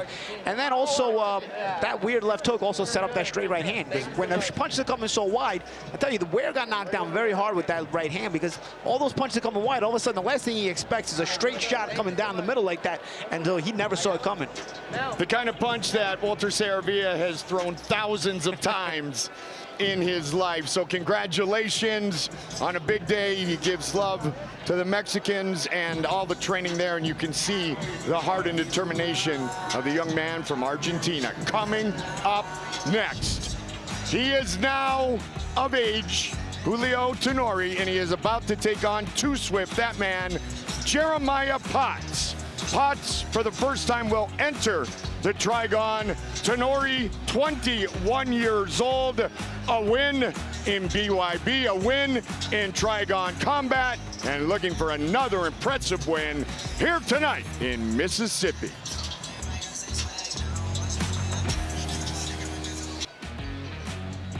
What we have seen tonight is what BYB is all about. Great crowd here in the Mississippi Coast Coliseum. Everybody loving the fight in Biloxi, Mississippi. And don't forget, later tonight, our main event of the evening, Biloxi Zone, Monica Medina in a championship rematch with our first and only female lightweight world champion, Paty Juarez. And that little guy is loving all the action inside the smallest surface in combat sports, the mighty Trigon, here tonight. All right, our tail of the tape for this lightweight matchup now. 21 years old, Julio Tanori, taking on 26-year-old Jeremiah Potts. Significant reach advantage for Tanori, who is very soft-spoken, but definitely delivers loud messages when he gets inside the one, the only Trigon. Ladies and gentlemen, our next bout is our 5th bout on the card. So far, 4 fights, 4 knockouts, and now we move to the lightweight division. Scheduled for 5 3-minute rounds, it is brought to you by Coast Radio Group. Introducing first, fighting out of the blue corner, please welcome to the Trigon, Jeremiah Potts.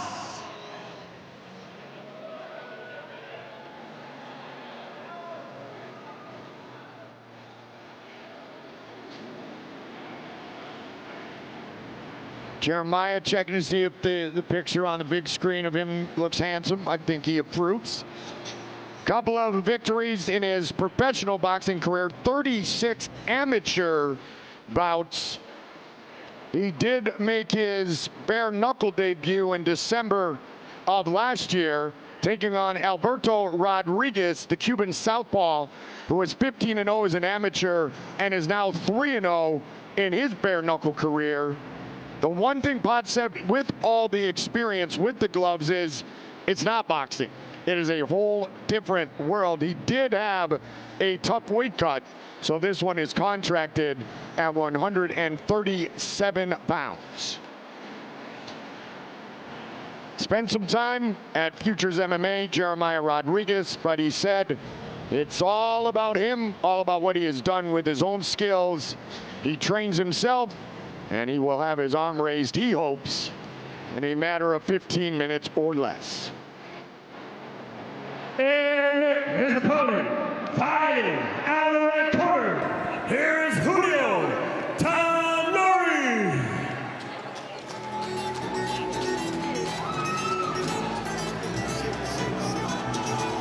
Fights out of Los Angeles now, Paulie, but he is from Sonora, Mexico. Julio Cesar Chavez.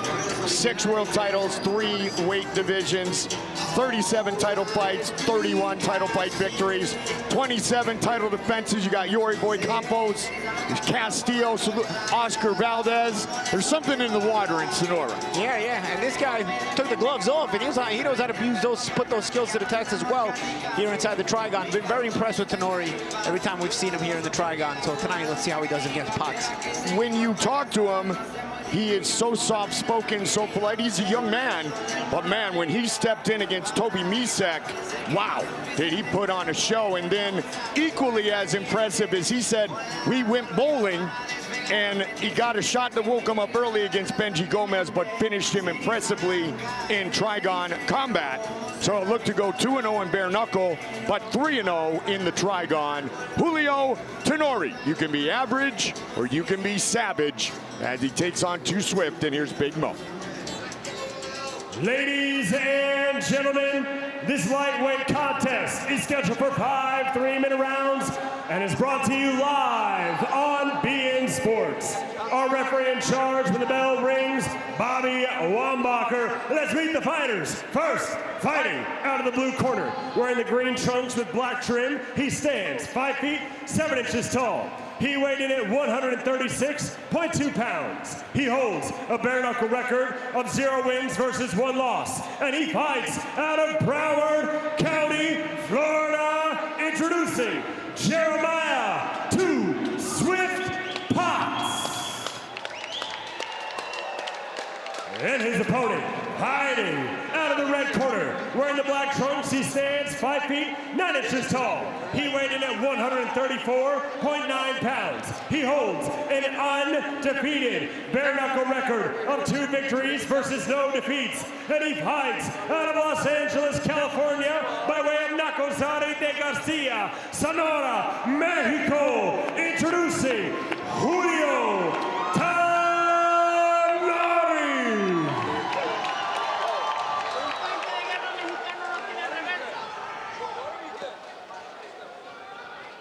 Jeremiah, Julio. Scoot back for me, Julio. You gentlemen ready? Fight! Here we go. Julio Tanori in the black trunks, green and black trunks for the southpaw, Jeremiah Potts.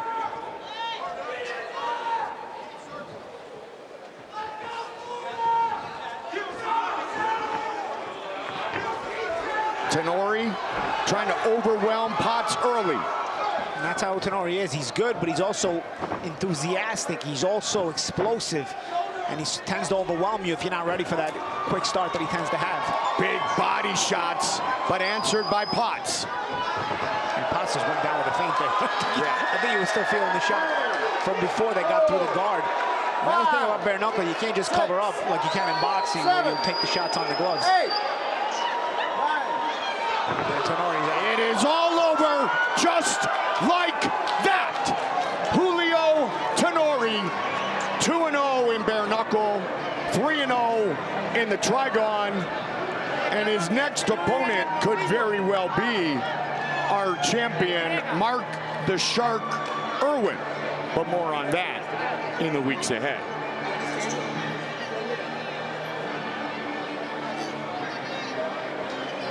Tanori talked about working on the little things, being brilliant at the basics. We know one thing, he continues to impress. As he's always said, I want to make my mark in the most savage sport on earth. Julio Tanori.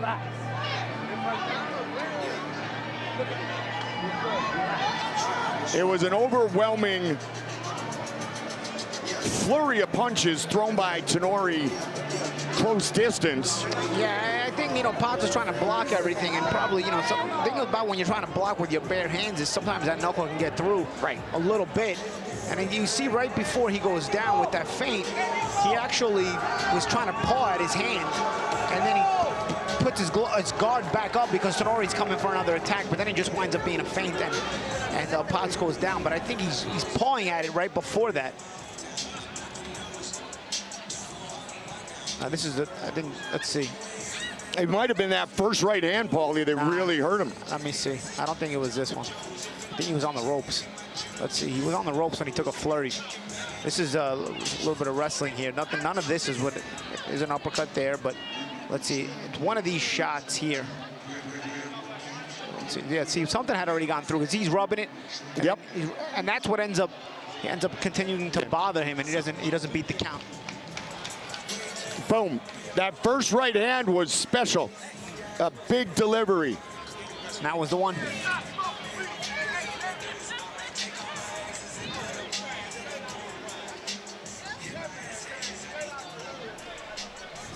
And then more of the same, Big Mo to make this one official. Ladies and gentlemen, referee Bobby Wambacher calls a stop to this contest at 42 seconds of the very first round, declaring a winner by knockout and still undefeated, Julio Tanori. Still undefeated, another impressive win by knockout, this one in 42 seconds.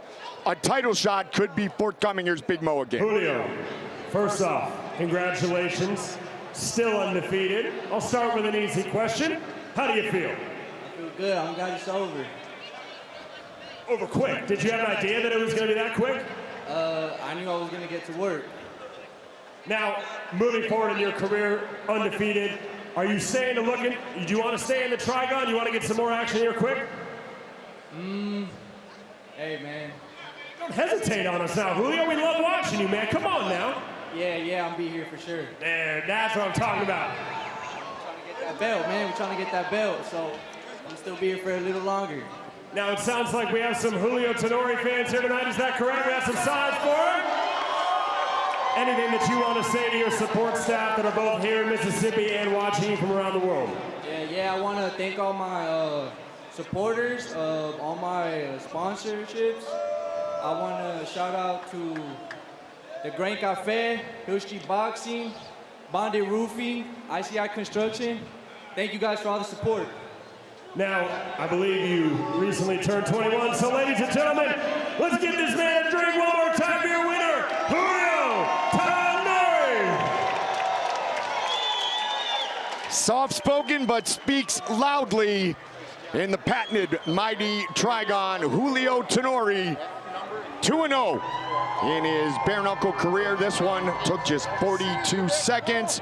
Scott Burt giving the beautiful Police Gazette medal to the victor, Julio Tanori. Coming up next, it is our featured fight of the evening. It is Eryk with a Y against Eryk with an I. Eryk Majda, Polish, living in Scotland. Eryk Olsen, American, living in Scotland. The heavyweights are set to collide. That fight when we come back. This is BYB.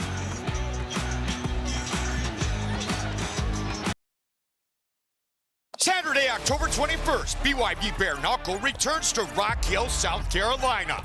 As heavyweight champion, DJ Linderman defends his title against Rashad Coulter. Plus, true backyard brawls for Carolina's Josh Oxendine, Ryan Jedd, and Maurice Morris. And 4 women begin the quest for the BYB Bantamweight belt. It's BYB 21. Visit BYBExtreme.com for tickets and information. Man, this night is rolling on, and it continues to be filled with knockouts inside the mighty Trigon, and we are joined by one of our founders, Dada 5000. Dada, this whole triangle concept of the ring, like, there's no action in it. What's going on?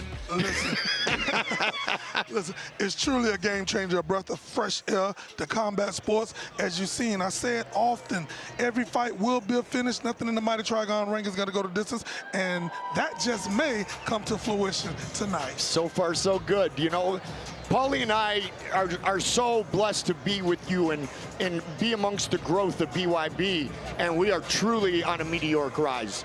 100%. This is truly the next phase of bare knuckle evolution.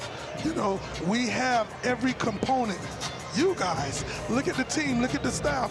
It's no way we're not the best. And we've been around since the dawn of the dinosaurs. Now history made a U-turn, and look at us now in Biloxi, Mississippi. Yeah, I've noticed that we've grown organically with a solid foundation. We've got some, good people like you around and a great team, great staff. Sometimes it feels surreal having started in the backyard, knowing how exciting it was. Did you ever think that it would be able to go different states, different commissions, now approving it, people being excited for it? I know this was your goal, but did you ever envision this? In a sense, yes, because that's what motivated me. I feel like I was truly ahead of my time inside of the backyard. That's why a lot of individuals couldn't understand it, right? So just as sure as I continued and the pieces start coming together, I mean, it's like a dream come true. And to see these athletes get out here and showcase their skills and talents in the front of the world in the Mighty Trigon, what more could you ask for? And that's the thing. People must have thought the backyard was crazy back then when nobody was doing it. You know what I mean? Yeah. You were the first one. And now it's become a part of normal combat sports. People actually, were gravitating to the Trigon. People are gravitating to BYB. More and more people in our crowds are enthusiastic about when every card is going to happen. 100%. This Trigon is a star by itself because there's nothing like it on planet Earth. So it is a perfect opportunity to visit with you with all the knockouts, but also back-to-back heavyweight fights down to 5,000. Our tail of the tape for this, our featured heavyweight matchup. Eryk Olsen, 41 years old, 73-inch reach is the same as his opponent, Eryk Majda, Polish descent. He was born in Poland, raised in Scotland, and Majda just fought a former BKB champion and finished him very quickly. Heavyweight confrontation. These two men are set to collide. Biloxi, are you ready for the heavyweights? Our first of two heavyweight bouts tonight is scheduled for 5 3-minute rounds and is brought to you live on BN Sports. Introducing first, fighting out of the blue corner, please welcome to the Trigon, Eryk Majda.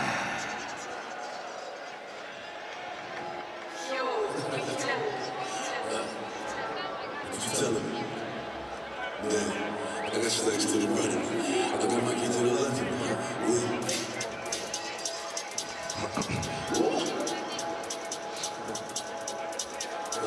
Eryk the Viking Majda. Both bare knuckle fights that he has had in the UK have been against high-level opponents. Ryan Barrett, former BKB world champion. He had earned a lot of belts in a high-level amateur career. He was finished at the end of round number 1 by that man, the Viking. His debut was against Martin Granger, and Martin Granger was highly decorated in his gloved boxing career. It was a late notice fight, but it was a draw in which Majda learned a lot. And having you here right now, Dada, is a perfect time to tell you exactly what Majda said in the fighter meetings. I find the Trigon exciting. 100%. 100%. So Eryk Majda set to make his BYB debut. Always loved fighting, always loved the attention. You know what's funny about Majda? I was talking to him earlier, with Scottish accent, and I was told when I got here yesterday that Olsen had a Polish opponent. So I'm talking to Majda. I have no idea that he's actually Olsen's opponent because from his accent, he doesn't sound Polish, But now you're saying he's raised in Scotland. Yep. It makes sense. Ready to showcase his skills in the Trigon.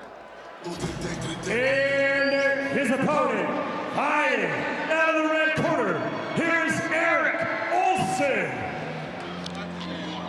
Eryk versus Eryk. Eryk versus Eryk. One with a Y, one with a 9. And one with a K, one with a C. Yep.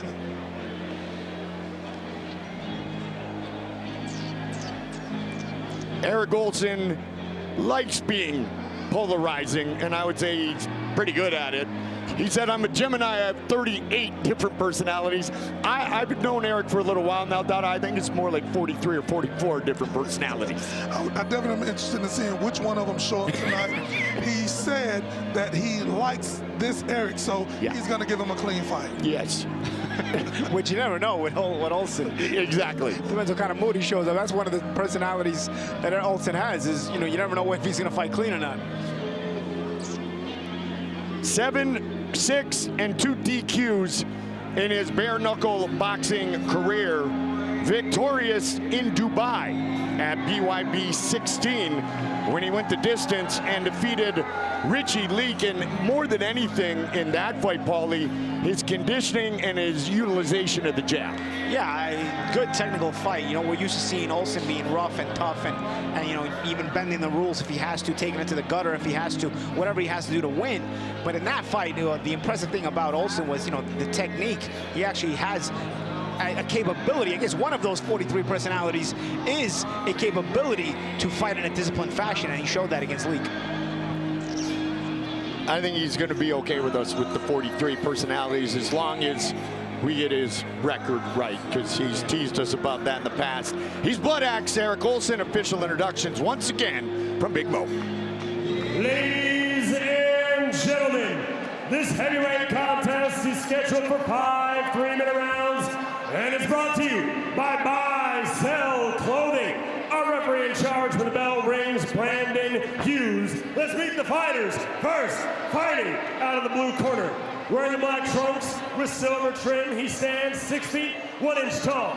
He weighed in at 234.6 pounds. He holds a bare knuckle record of 1 win versus no defeats and 1 draw.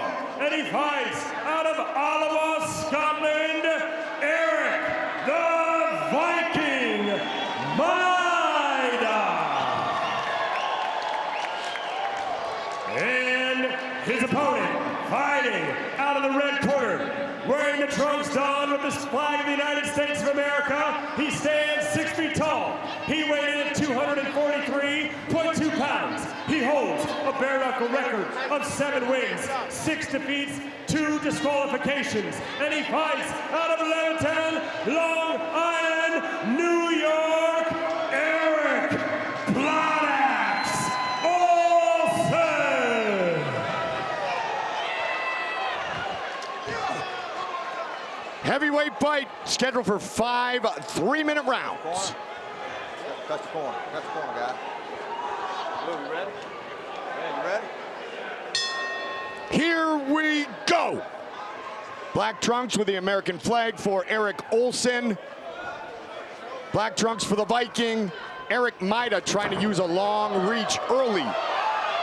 Olsen looking to roll under. He told us, Paulie, that he really doesn't train his striking per se. He spends a lot of time with the gi in BJJ and a lot of time in Scotland wrestling, and that's where he gets his great conditioning. Yeah, and you can see he has that conditioning, but he also has an ability to be very relaxed in there. That also helps his conditioning when you're not tight and when you're not too excited in there.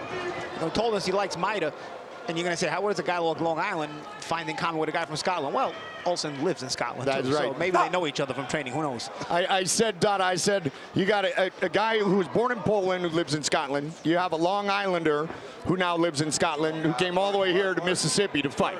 Well, it goes back to what you said, one of those 43 personalities. Like Paulie just said, he's really cool, calm, and collective inside there right now. And this is the 3rd bare knuckle fight for Eryk Majda, but the 1st in the Trigon. Stop! Right, no point. 3rd time in the Trigon for Eryk Olsen. Nice jab there for Olsen. Yep. And he's trying to play that physical mind game. Picking up Majda, trying to show his physical strength. He was very relaxed when we saw him in Dubai, and there's that long jab right on cue. Speaking of jab, Majda with the long reach, I'm surprised we haven't seen more of that from Majda himself as well. 2 big, strong heavyweights. Something you can relate to, Dada. 100%. It just takes one clean punch from either one of these guys and it's lights out. See, Majda again, he feinted with it, but he didn't throw it. And you see Olsen enters again behind the jab, and now they wind up in a clinch again.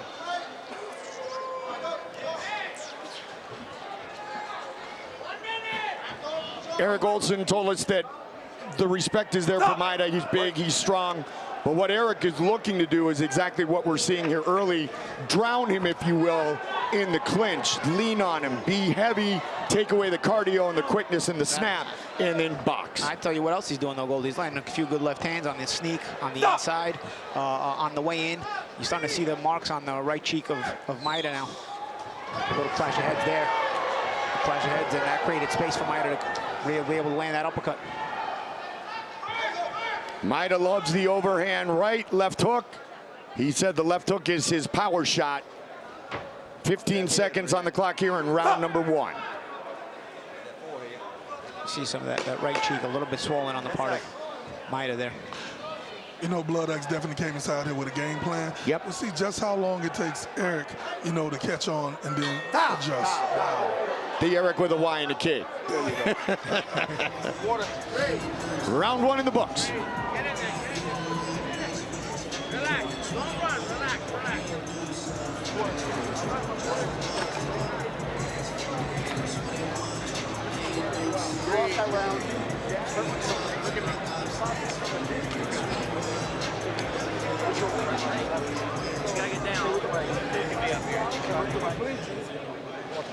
Use that jab.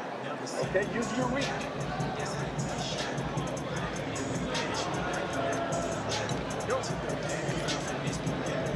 No, you've done pretty well, man, but you just always need to remember to just break out that jump,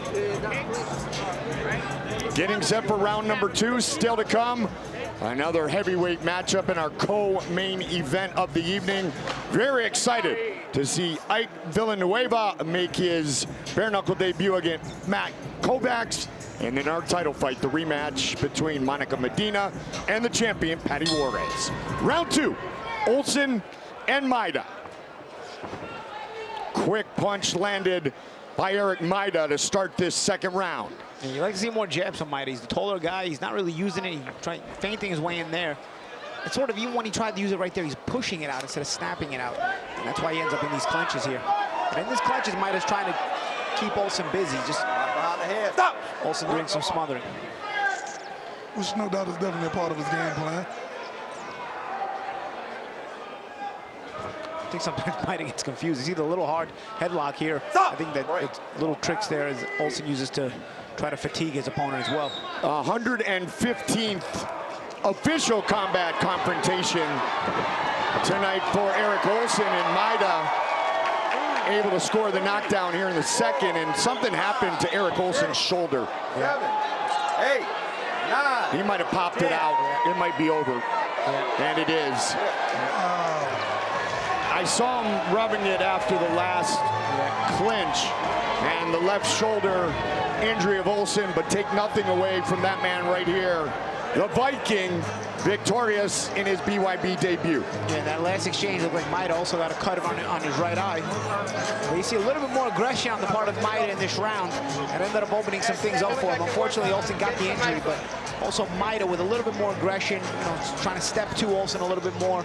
And, you know, sometimes one thing will create something else that you didn't expect. And here, in this case, seems like an injury. No doubt, part you of know, Olsen.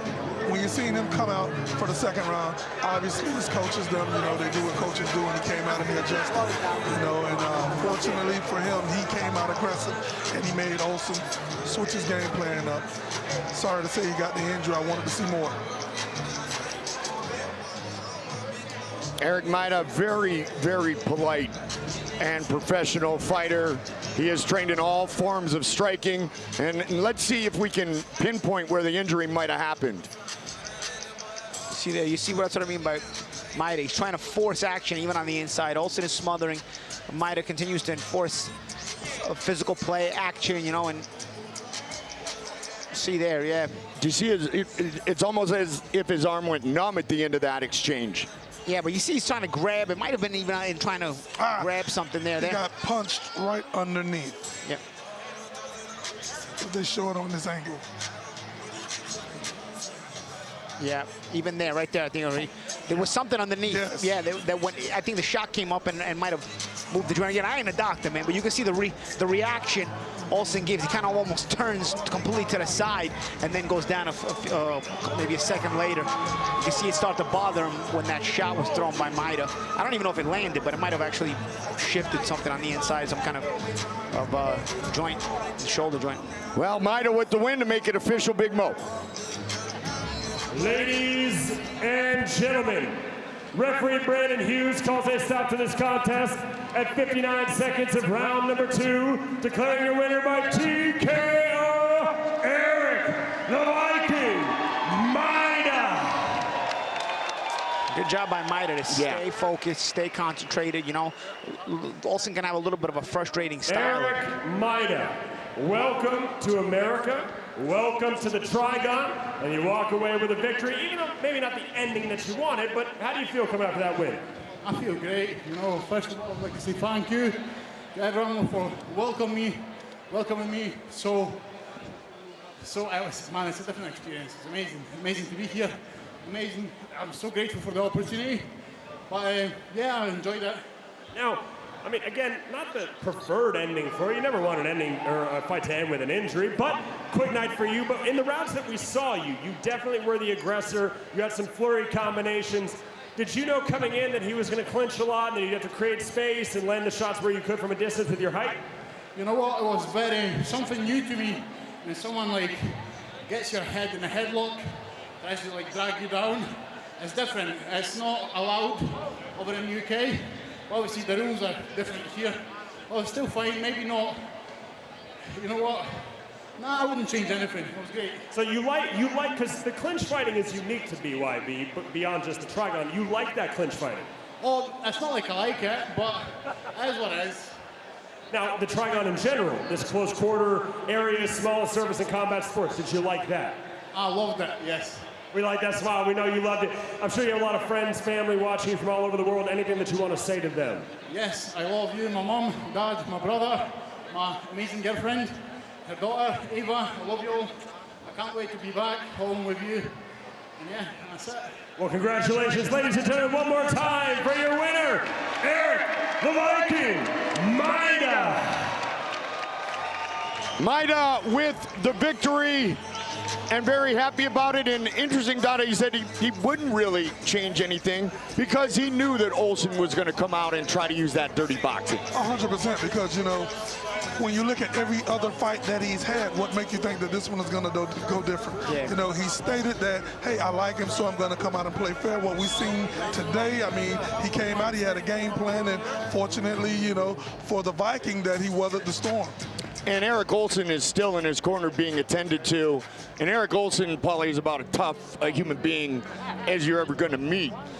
All of his 43 personalities, but definitely something popped, and it may have been from that punch as Dada talked about, but something went loose. Yeah, he might have probably going to go back into the back and get checked by the doctors, and maybe even go get an X-ray or something. You know, we'll see if something popped out of the joint. All right, next up, it is a heavyweight matchup. It is our co-main event of the evening. And man, are we looking forward to this one. That is Matt Kovacs. Matt Kovacs has a long career in MMA. He has 8 MMA championships. Ike Villanueva the same, a UFC veteran, winner of 18 professional MMA matchups, 32 MMA matchups. He said, you know what though? It's time for a change. It is time to just stand and trade, which is exactly the game plan that Ike Villanueva is going to look to implement. Blue collar Mexicans mentality back home, man. I'm an oil field worker, but blue collar. I represent all my blue collar workers back home who's scared to do this shit. I leave no excuse on the table. Every day's hard work. I'm a family man. So coming out the UFC, coming here, just another day at the office. Tough nose. Puro chingazo is where I come from, where my dad taught me, man. This is right up my alley. I had offers in BKFC, but this is where I want to be in BYB. I want to be somewhere I'm going to grow. I'm going to bring the roster with me. So BYB, be ready. You got a hurricane on board, baby. Pure pain, man. Hey, I'll give it up to him, man. He signed the contract, man. A lot of guys didn't, man. When I signed with BYB, there was a lot of crickets. A lot of people think about it, but once you get in that ring, it's a whole different world, man. He's gonna find out, man. I ain't those guys in the Northwest he's been fighting. It's different. You ain't taking nobody down. You ain't grounding nobody out. You got to bang with me, and you ain't putting me away. Hurricane Ike literally said, and this is something I really respect Dada, that he made it to the Ultimate Fighting Championship doing it his way, and his way is what he's talking about in the stand-up game. And then people were chopping the legs and taking him down, which is the right way to fight Ike, but Ike stayed true to his striking skills. 100%, you know, and when you're known for striking, you know, the average individual, they're going to want to take you down. And if he's anything like his name, Hurricane Ike, like the hurricane, you know, this is going to be an exciting bout that's going to have more explosive than a stick of TNT. You got that right. All right, our tail of the tape for this, our co-main event of the evening. 39-year-old Ike Villanueva against 42-year-old Matt Kovacs. Kovacs coming out of the north end of Seattle, upstate, born in Bellingham, Washington. He is ready for Brawl without the sprawl, and his opponent will be happy to do so. Much later coming in is Hurricane Ike. Ladies and gentlemen, it is now time for our co-main event of the evening.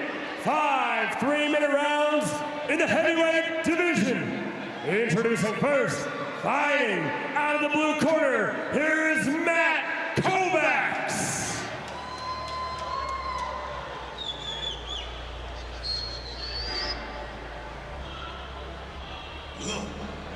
Have mercy on me, have mercy on me. Matt Kovacs has been competing for 18 years, just won a kickboxing title. His father was an amateur boxer. He wanted to follow in the family footsteps, branched out to MMA, and now walks into the Trigon for the second time. Actually competed at BYB 3 in March of 2020. An unintentional foul cost him a no contest, so he is looking to truly, Paulie, tonight, get himself in the win column. Yeah, trying to get that momentum going. A big guy, going to try to use his physical strength. And should be a good one, the big boys, Goldie. Yes, big boys who have a similar thought on all their time spent in mixed martial arts and now being able to, like Matt said perfectly, brawl without the sprawl. And his opponent, fighting out of the red corner, please welcome to the Trigon, Ike Villanueva.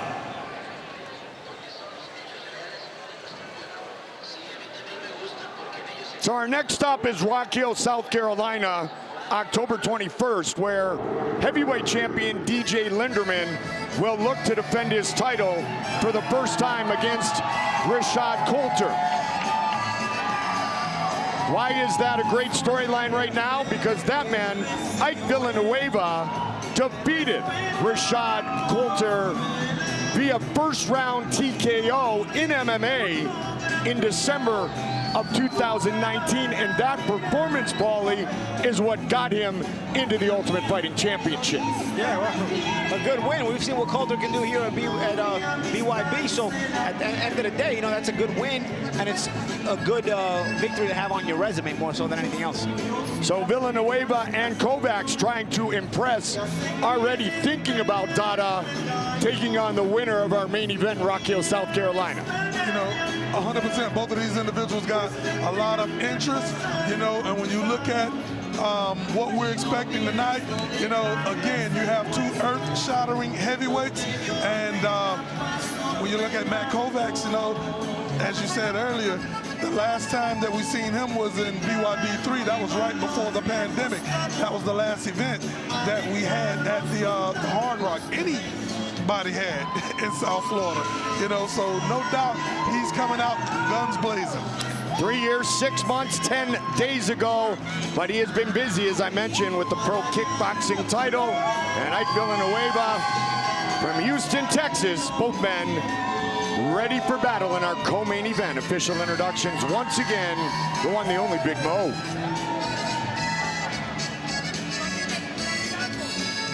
Ladies and gentlemen, this is your co-main event of the evening.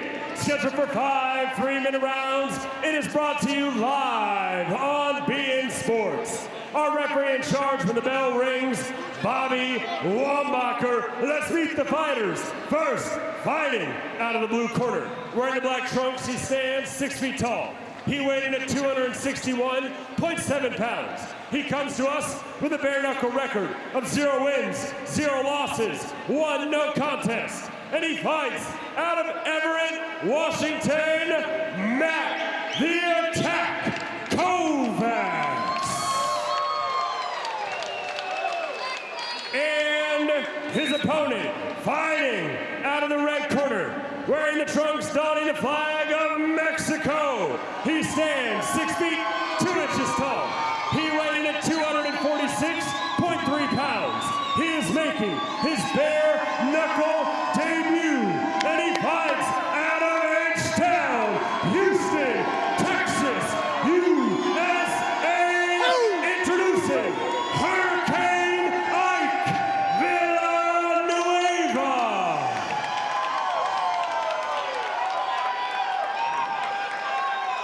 Kovacs, 18 MMA wins, 14 by knockout. Villanueva, 18 MMA wins, 15 by knockout. Here we go. Our heavyweight co-main event is underway. Black trunks for Kovacs, the Mexican colors on the trunks of Hurricane Ike Villanueva.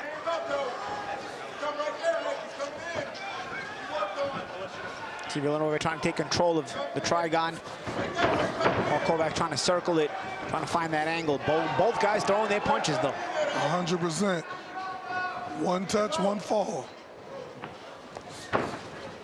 Very similar backgrounds, and both men with the same type of enthusiasm and excitement to just throw hands tonight. Yeah, see Kovacs a little bit more jittery, trying to find that, create an opening with a little bit of jitteriness, trying to shoot some random shots, while you see Villanueva trying to be more composed, trying to take control of the center trigon and hold that positioning to be able to counter or even be able to set up shots on the offensive. See again, that position creates that counter for Villanueva. Very nice as Kovacs tried to lunge in there. What I mean by positioning, he doesn't make exaggerated defensive moves. He doesn't make exaggerated moves. He basically stays in that little window. Good little hook there by Villanueva. Big shot landed by Hurricane Ike. They called it a slip there. Wambach called it a slip. His son Isaiah plays football at North Texas. He's 6'4", 300 pounds. He's a right guard. Wow. He's got 4 daughters. He said, I'm a girl daddy now.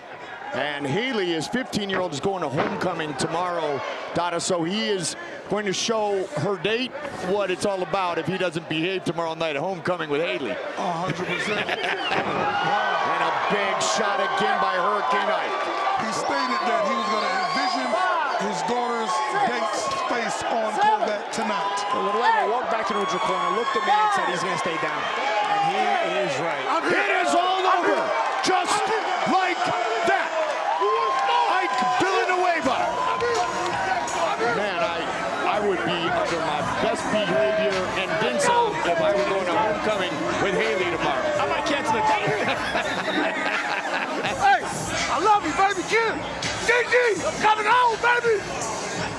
Nice performance by Villanueva. Very nice performance by Villanueva, very composed. Kovacs had a very jittery style, shooting in and out. A little bit difficult to time, I say, as Kovacs is one of those guys who's so jittery that he doesn't even know how he's going to react. Yeah. So to time him is very difficult, but Villanueva stayed very composed, played that position game by not overcommitting to defense, just taking small steps, small positions, small defensive moves so that he could counter, so that he could set up his own offense, and eventually got him in that position to get the fight over with the good shots and good combination. He definitely put the heavyweight division on notice. Yes. He stated that he will be the next Mexican heavyweight champion for BYB. And Kovacs basically fought with that nervous energy, while Villanueva was calm, cool, and collected. Valenzuela and Villanueva embrace. Let's watch it. That was actually what Wambacher called a slip. I thought it was a good left hook there But undaunted, a couple more left hooks by Villanueva. He said, all right, maybe you'll count these as knockdowns. See, it doubles it up there.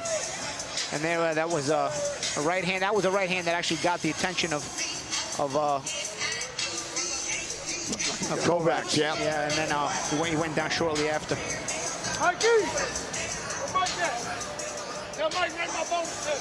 Official decision, here's Big Mo. Ladies and gentlemen, referee Bobby Wambacher calls a stop to this contest at 2 minutes, 3 seconds of round number 1, declaring your winner by TKO, Hurricane Ike Villanueva. Congratulations to Villanueva as he defeats Matt Kovacs in his bare knuckle boxing debut. Ike Villanueva, a very highly anticipated bare knuckle debut after a long career with gloves on. How do you like having those things off and really unleashing those weapons you call hands? Puro chingazos, Ware. Hey, if you know me, man, you know the shirt. I'm a blue-collar guy, man. I work full-time. I'm a full-time father. It's that blue-collar Mexican mentality, man. We never back down from shit. So as you want it, bring it, Kovacs. I'm here. BYB. I know the roster's not behind it, but now that I'm here, I talked to Dada. Dada, you need a star. The Hurricane's in this motherfucker. So let's go, baby. Already calling people out. You want to make a statement. We have a heavyweight championship on the line at our next show, October 21st in Rock Hill, South Carolina. I have a very weird feeling that you may be watching that fight, correct? Hey, that song that said they forgot about Drake. They must have forgot about Ike. You better Google me, because I'll knock one of them out. Wait, whatever happens, hey, bring it back. I don't back down for nothing. I'm here to get paid, take care of my family.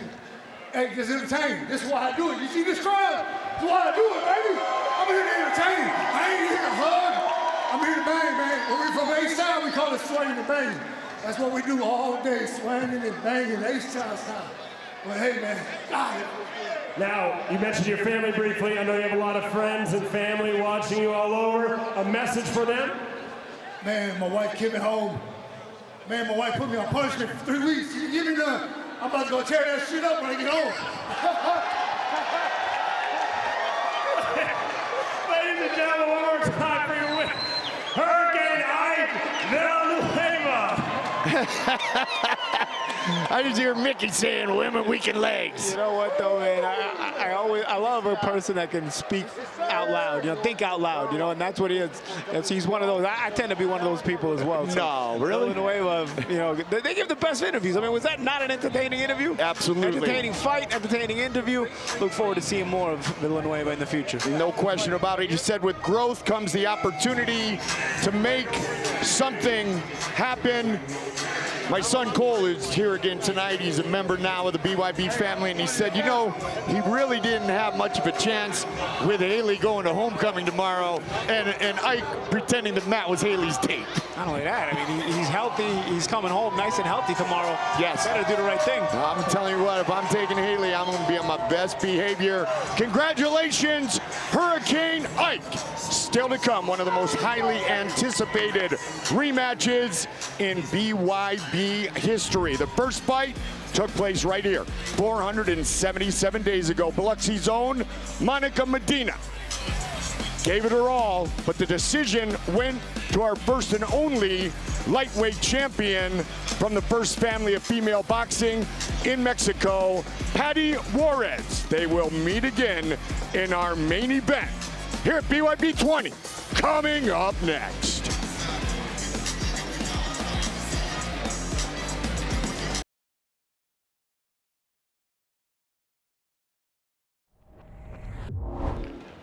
Paty, you know as well as I know that I beat you the first time. What you don't know is how good I've gotten since that fight. Whether I knock you out, whether we go all 6 rounds and I put you through hell, at the end of that, I'm taking those belts. They belong to me. I hope you've had a good time holding on to them the last 16 months, but they will be staying right here in Mississippi. The thoughts of the challenger, Monica Medina. The first fight was a spectacular showcase by both women, Paulie. Oh yeah, good, exciting fight. Good skill fight. Rough, bloody fight.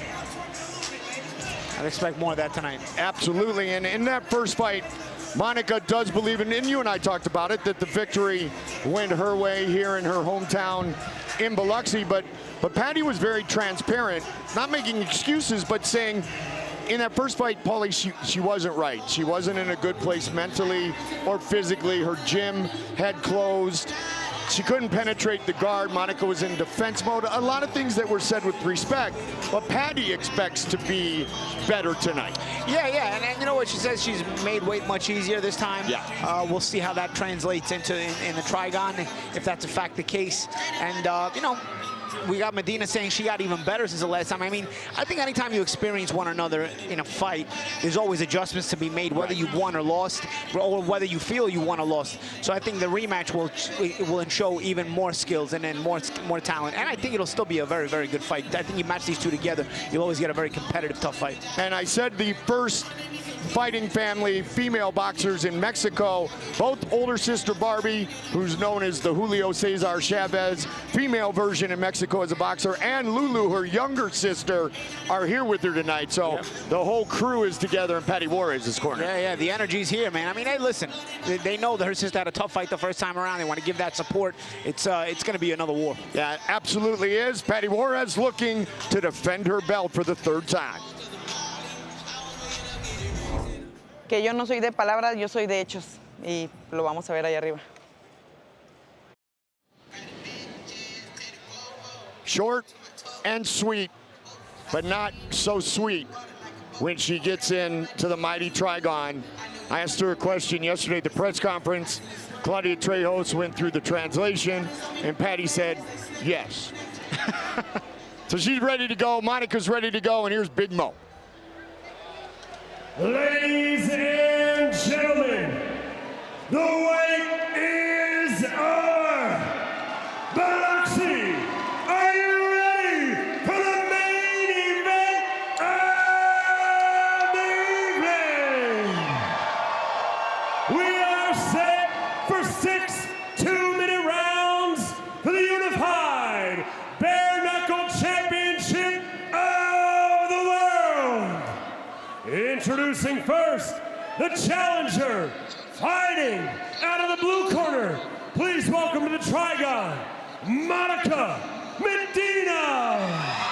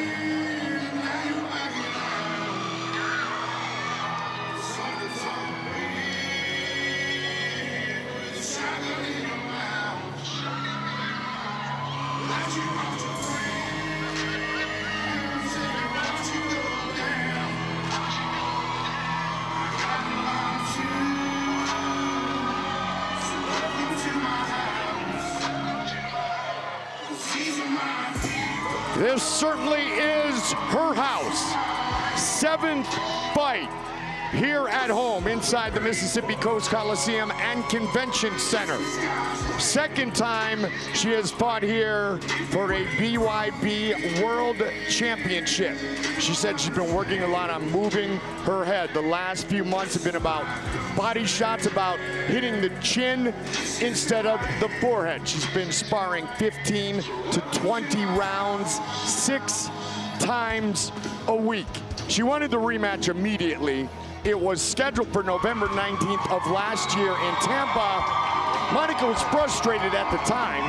She fought Jessica Link that night, Jessica taking the fight on short notice, and she looked tremendous, did Monica. I asked her, is this actually a blessing that you had the extra time and the fight is here at home? She said, absolutely, and I'm ready to take advantage of this situation, and I'm ready to even the score.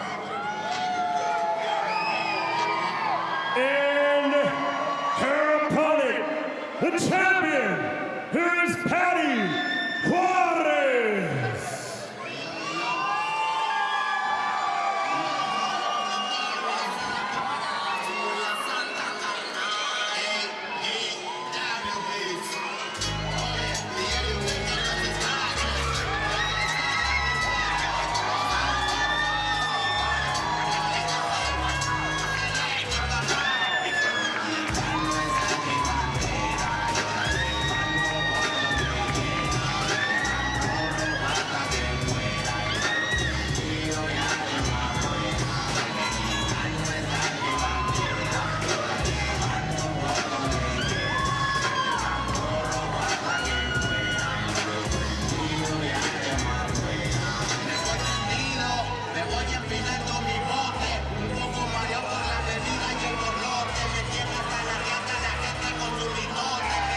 She is the first and only BYB Women's Lightweight Champion, looking for her third title defense, first defense of her Police Gazette Women's 135-pound World Diamond Belt.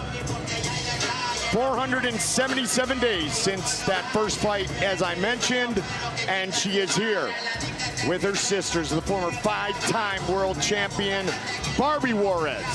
50 victories, just 9 defeats in her professional career, and her younger sister, a former world champion as well, 36-year-old little Lulu. This is Paty Juarez and Monica Medina, and they are set to go again.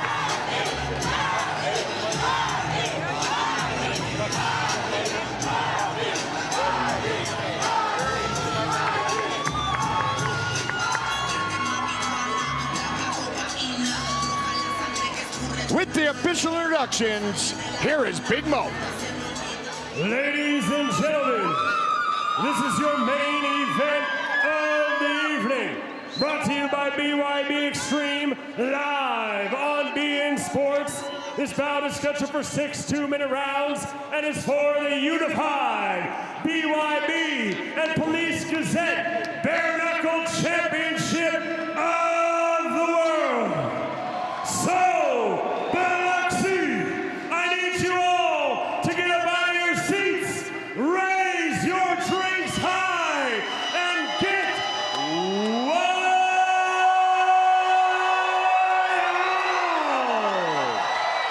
Let's meet the fighters. First, the challenger, hiding out of the blue corner, wearing the black trunks with gold trim. She stands 5 feet 4 inches tall. She weighed in at 135 pounds. She comes to us with a bare knuckle record of 1 win, 1 loss, and she fights right here in Biloxi, Mississippi. Ladies and gentlemen, Monica Phenomenon Medina. And her opponent, the champion, fighting out of the red corner, wearing the gold trunks with black trim. She stands 5 feet 5 inches tall. She weighed in at 134.7 pounds. She comes to us with a perfect, undefeated bare knuckle record of 3 wins versus no losses. And she fights out of Denver, Colorado, by way of Mexico City, Mexico. Introducing the reigning, defending, unified BYB and Police Gazette Diamond Lightweight Champion of the world. Damas y caballeros, presentando la campeona del mundo, Paty Juarez. Our referee in charge, Brandon Hughes.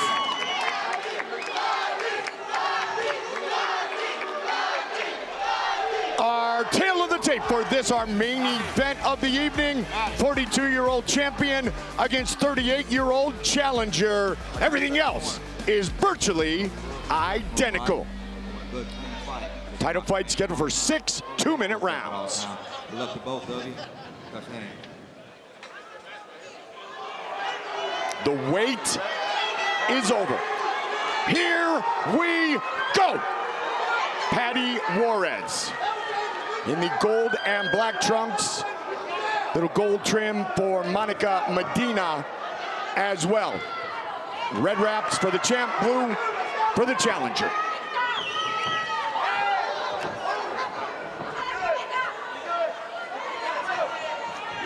Switching southpaw, now back to orthodox. Monica said she's feeling very confident on smooth transitions. We'll see how the fight goes, Paulie, and see if she utilizes that. Yes, good step in jab there. Juarez plays that position game as well, like we were talking about Villanueva. Nice right hand there by Medina. But Juarez tries to play that positioning game as well, try not to overcommit herself out of position so that she can land those shots when Medina commits, or when she herself gets into punching range. Medina, on the other hand, trying to use that distance game, trying to switch stances and give different looks. High elevation training. Good weight cut for this one. Nice overhand right landed by Medina. Yeah, Medina does a good job of being in and out, trying to change that distance. See Juarez throwing that right hand. Medina gets out of range. Paty Juarez, along with her sisters, she has been boxing her entire life. We saw those boxing skills truly on display in the first ever title fight when she won the title, defeating Christine Knuckles Stanley. They split jabs. Nice right hand by the champion, answered by the challenger. Yeah, been a good round for right hands from both of these so far, both of these girls. 2-minute rounds for the ladies. Yep.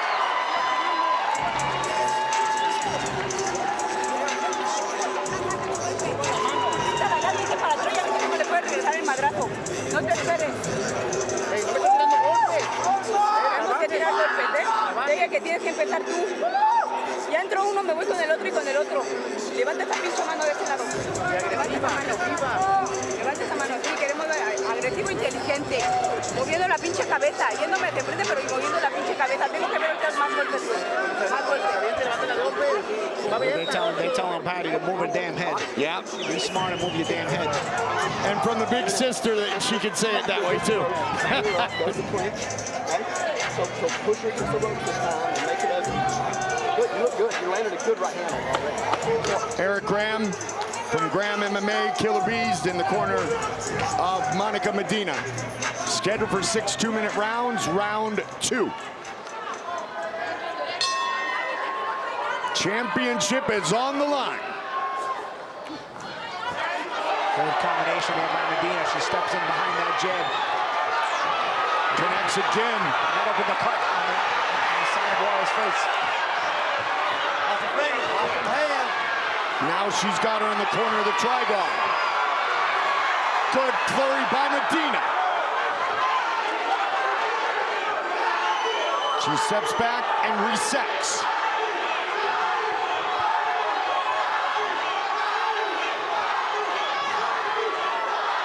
Medina is a tremendous athlete. And she's going to, as she said, put all her hard work on display here tonight at home. Juarez tries to come back with her own right hand there. Action starting to heat up here in round 2. And of course, with only 2-minute rounds, the ladies got to get that moving. Absolutely. Medina had the right idea to start this round the way she did. The thing about the big difference between these two ladies is the feet of Medina are a little quicker. She's got these little short steps, changes direction very well. Juarez is a little bit cement-footed, and it hurts her with a fighter that understands how to change distance the way Medina does. Little big right hands down by Juarez as she's trying to close that gap and use those big shots. They clinch, they break. 30 seconds on the clock, round 2.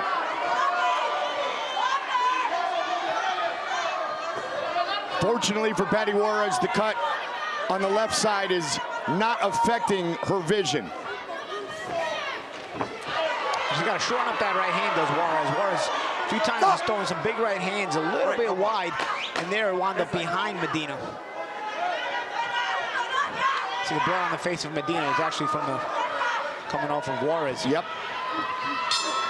Round 2 in the books.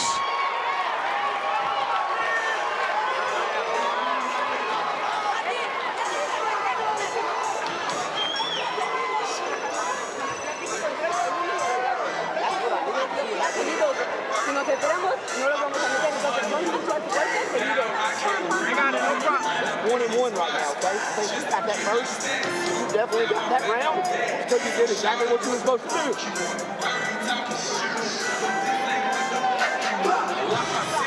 Well, in Medina's corner saying it's 1-1. Would you agree?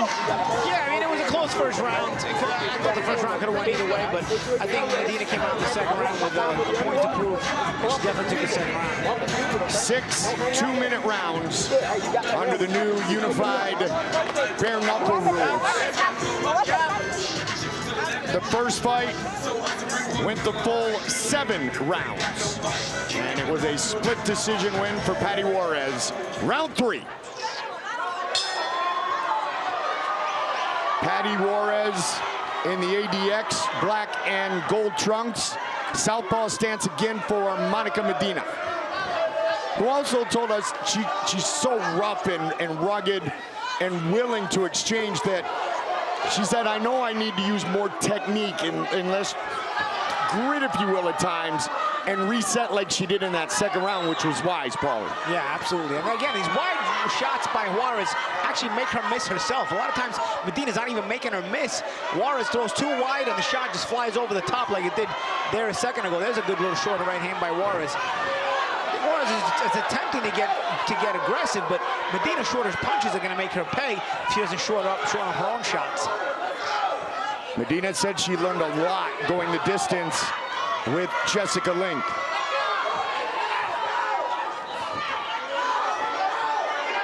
One minute on the clock, round 3. Our main event of the evening.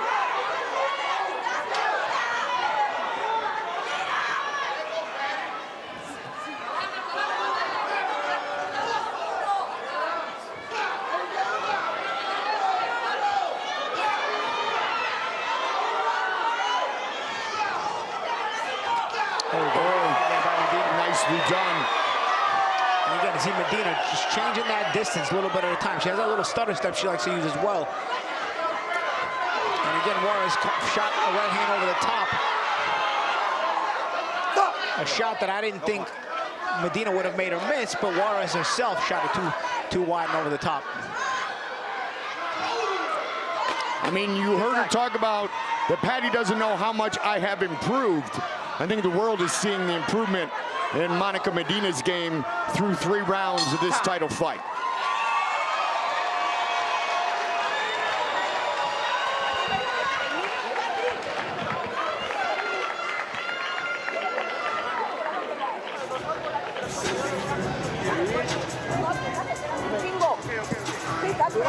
Esta mano, por eso están dando el golpe, fuerte, ya para atrás, Tiene que soltar los golpes para que no entre la pagadera.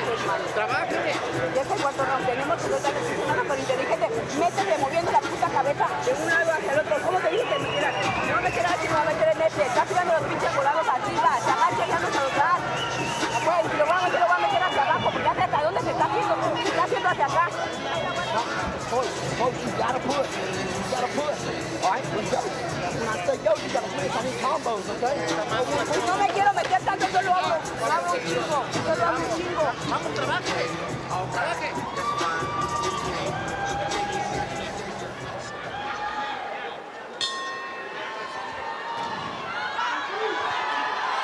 Round number 4. Medina's corner saying you got to keep pushing, and both women come out firing. Here to start the 4th 6-round championship fight. Juarez much more aggressive as well. Yeah, Juarez has to be aggressive now. She knows she's got to land some meaningful shots. Yep. Also, the blood on her face and not on Medina's face doesn't help either. I know you're not supposed to score blood, but judges are also human. Again, Juarez keeps missing some of those right hands, throwing them too wide over the top. If she would just straighten out that right hand, it might help her out. Medina doing a good job sometimes switching lefty and righty, even if it doesn't create any landed shots all the time.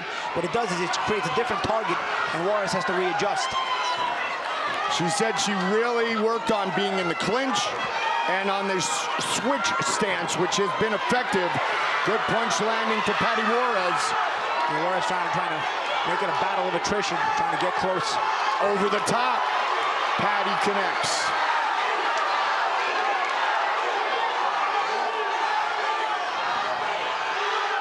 Again, this little switch, it forces Juarez to adjust just a little bit. And it buys Medina time. You see what happens? Juarez now has to think, and it allows Medina to sort of rest between exchanges. The little subtleties of how to, that you use that experience to buy yourself time inside the ring. Now you see how she's backing up Juarez, barely throwing any punches. She's backing her up with little feints and little stutter steps. And a lot of blood around the left eye. The right hands there by both women. Yep. Paty Juarez. Good finger, Blue.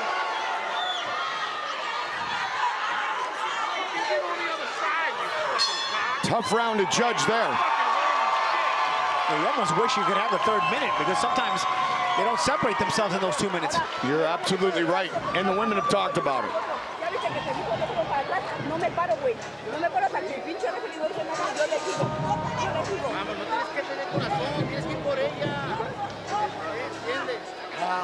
Hey, when you make it dirty, you're dominating, okay? When you get in her face and make it a brawl, you're killing her, all right?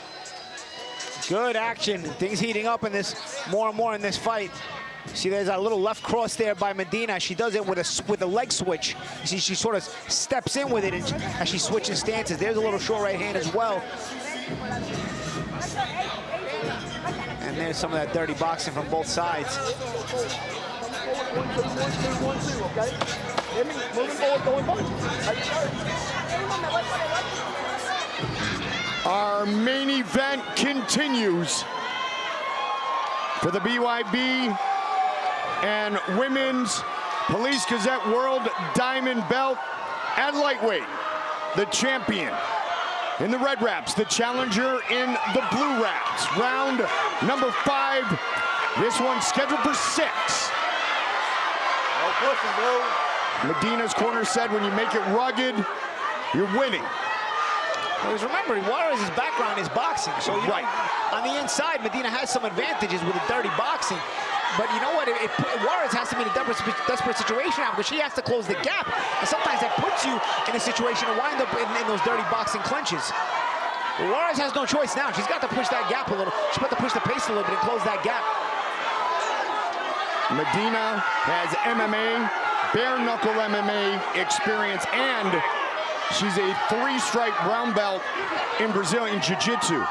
So much to your point, a lot of different weapons that can be molded into an effective attack in the trigon for Medina, Paulie. Yep, but I'll tell you what else is going on with Medina. Her right eye is closing. Yep.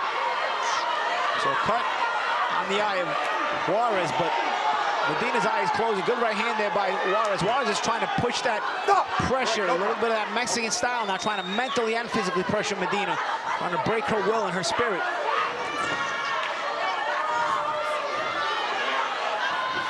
What this attack does for Medina, though, even though not all the shots are landing, it backs Juarez off of her. So it allows her to control the center ring a little bit in case she has to back up because of Juarez's pressure. And the cut on the left side of the eye of Paty Juarez may very well be somewhat because of scar tissue over the years, because it opened up, because much to your point, Monica, you could see the swelling under that right eye, Paulie, right here, right now. Yeah, absolutely. So both women are landing. Headed to the championship round.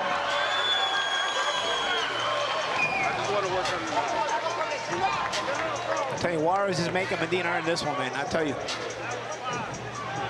Medina wanted to show the adjustments. I think we've seen some of the adjustments. I think Medina's boxed a smart fight. Juarez, you can see, is starting to make her suffer a little bit as she physically starts to impose herself in this fight. Medina's still very, very clever.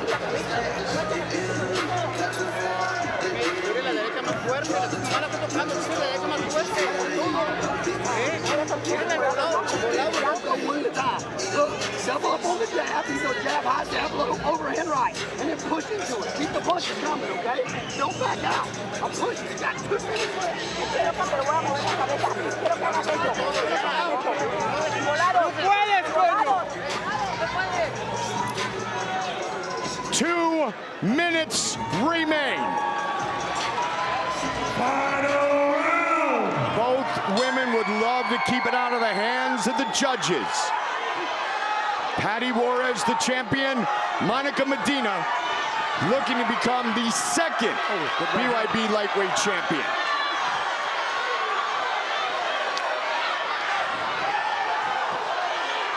Good right hand on the break. See Medina's eye is closed. Yep.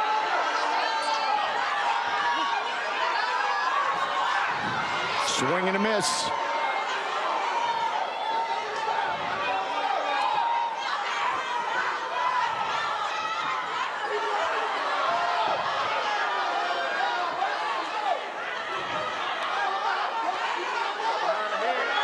Stop!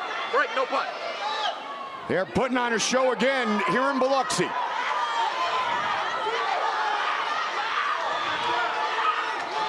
"60 seconds remain in this title fight.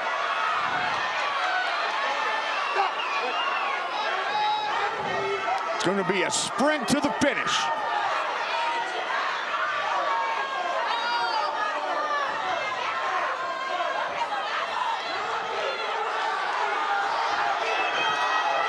Again, Juarez missing that right hand on her own. If she would shorten that right hand up, she would have landed multiple times the right hand she's landed tonight.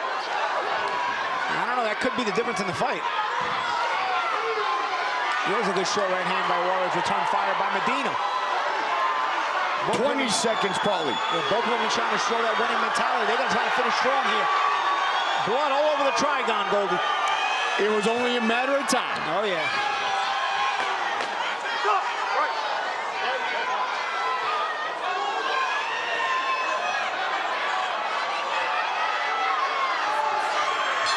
As they did 477 days ago, once again, they go the distance.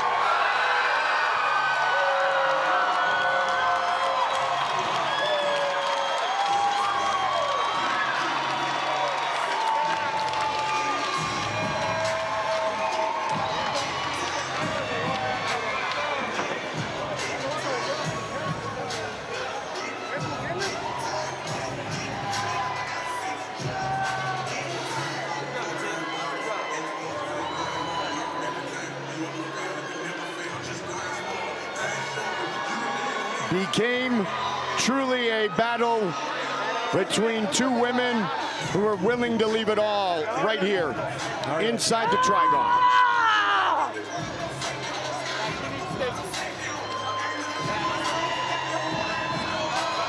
It's in the hands of the judges.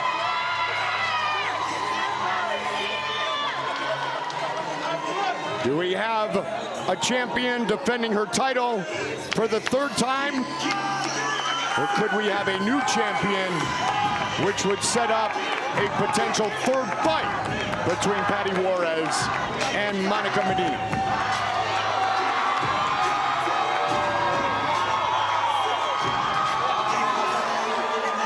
Great atmosphere here tonight in Biloxi, Mississippi.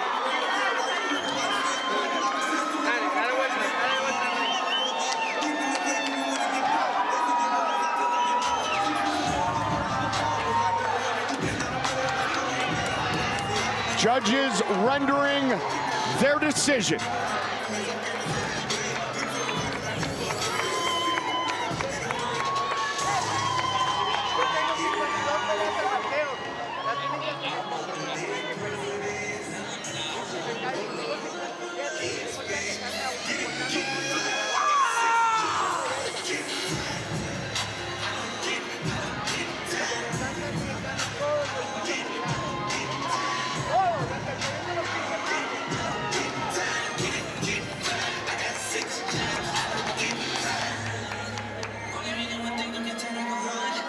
And you know it's a tough fight to judge when it's taking this long for the scorecards to get into Big Mo's hands. I tell you, Goldie, the 2-minute rounds make it a lot more difficult to tell them apart sometimes, you know?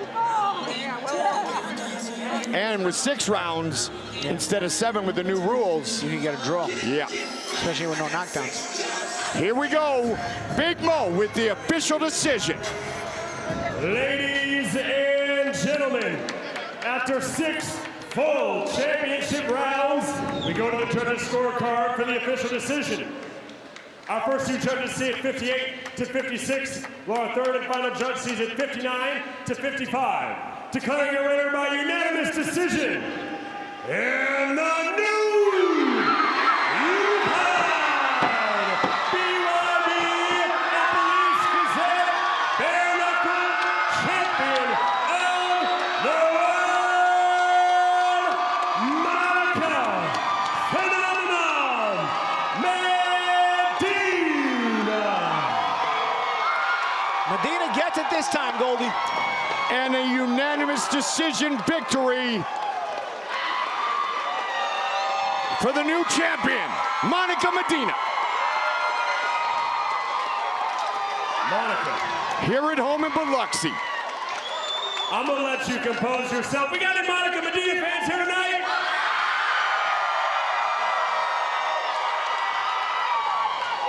Monica, I think you're a bit of a crowd favorite. Now, you wanted your get back after the first one. You wanted to run it back.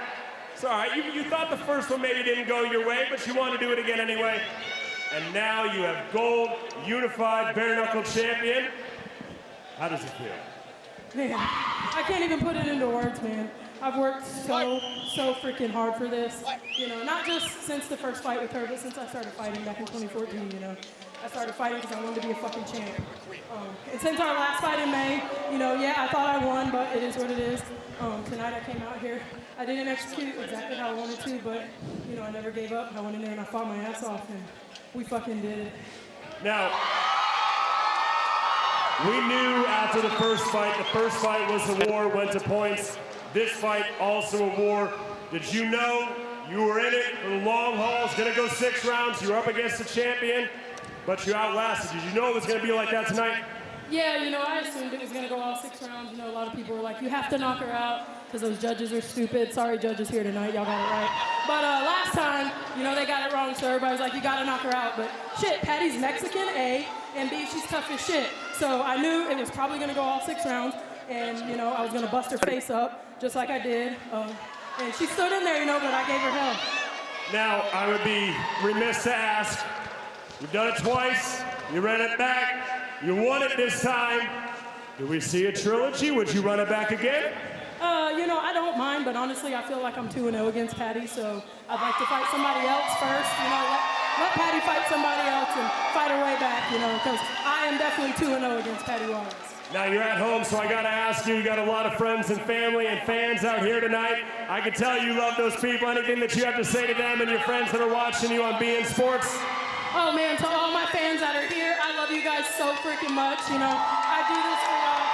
To my coach right here, Eryk, this guy right here has brought out the killer that I am. To my girlfriend right here, I love you. To my other corner, Devin, that's hiding back there. This girl's an up-and-coming amateur, 5 or 6-0, knocking bitches out left and right. Y'all might see her one day. I'm trying to convince her to do bare knuckle. All my sponsors, there's a bunch of you guys. Neo Life, Neo Nutrition, my frickin' race car drivers, I forgot your name. Outlaw Race Car, Lee Bakery. I got too many to remember. Sue from, you know, You Fix My Shit. I love all y'all. There's a kid here, it's his 18th birthday, guys. I don't remember his name, but Dylan, Devin, whatever your name is, happy frickin' birthday! Biloxi, your new unified bare knuckle champion of the world. Hold on. One more sponsor I gotta shout out. If you guys are around, go eat at Pepe's Boss Mexican Grill. They got some fire-ass Mexican food!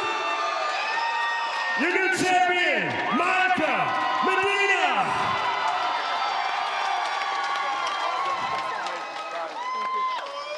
She is the new BYB lightweight and the new Police Gazette World Diamond Belt owner at lightweight. She is Biloxi, Mississippi's own Monica Medina, winner by unanimous decision.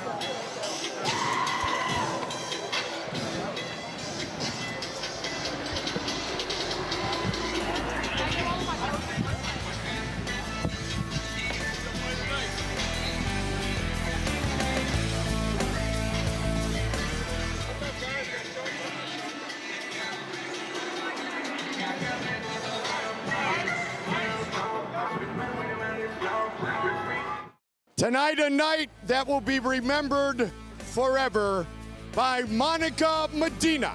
She is the new BYB Women's Lightweight Champion. She is the new owner of that beautiful Police Gazette diamond belt. The one fight that goes the distance is the one for all the diamonds and gold, Magic Man. Oh, you know what? It was a worthy fight to go the distance, a championship on the line. Medina showed us the adjustments she made. Honestly, I thought she was right in that she thought she won the first fight. I actually agree with her. But this fight, she ended up dominating it more and more as she made the adjustments. Juarez, got to give her the A for effort. Nonetheless, you know, she's a Mexican fighter. She'd rather bring that Mexican pressure.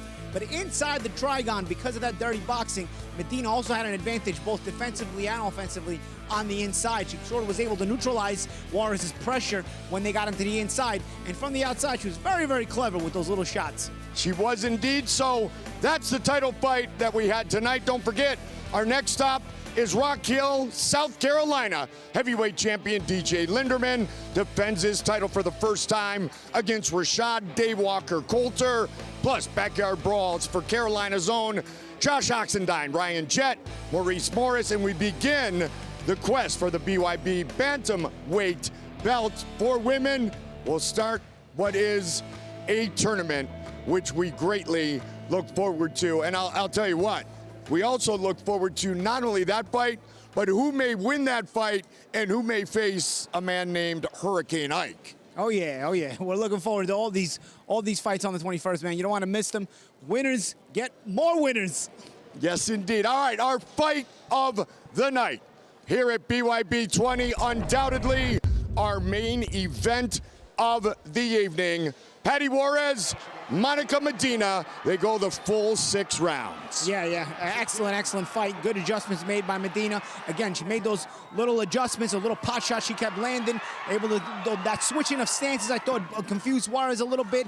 On the inside, she was able to control Juarez's pressure and neutralize her, and she earned herself the championship tonight. She did indeed, and it is fight of the night.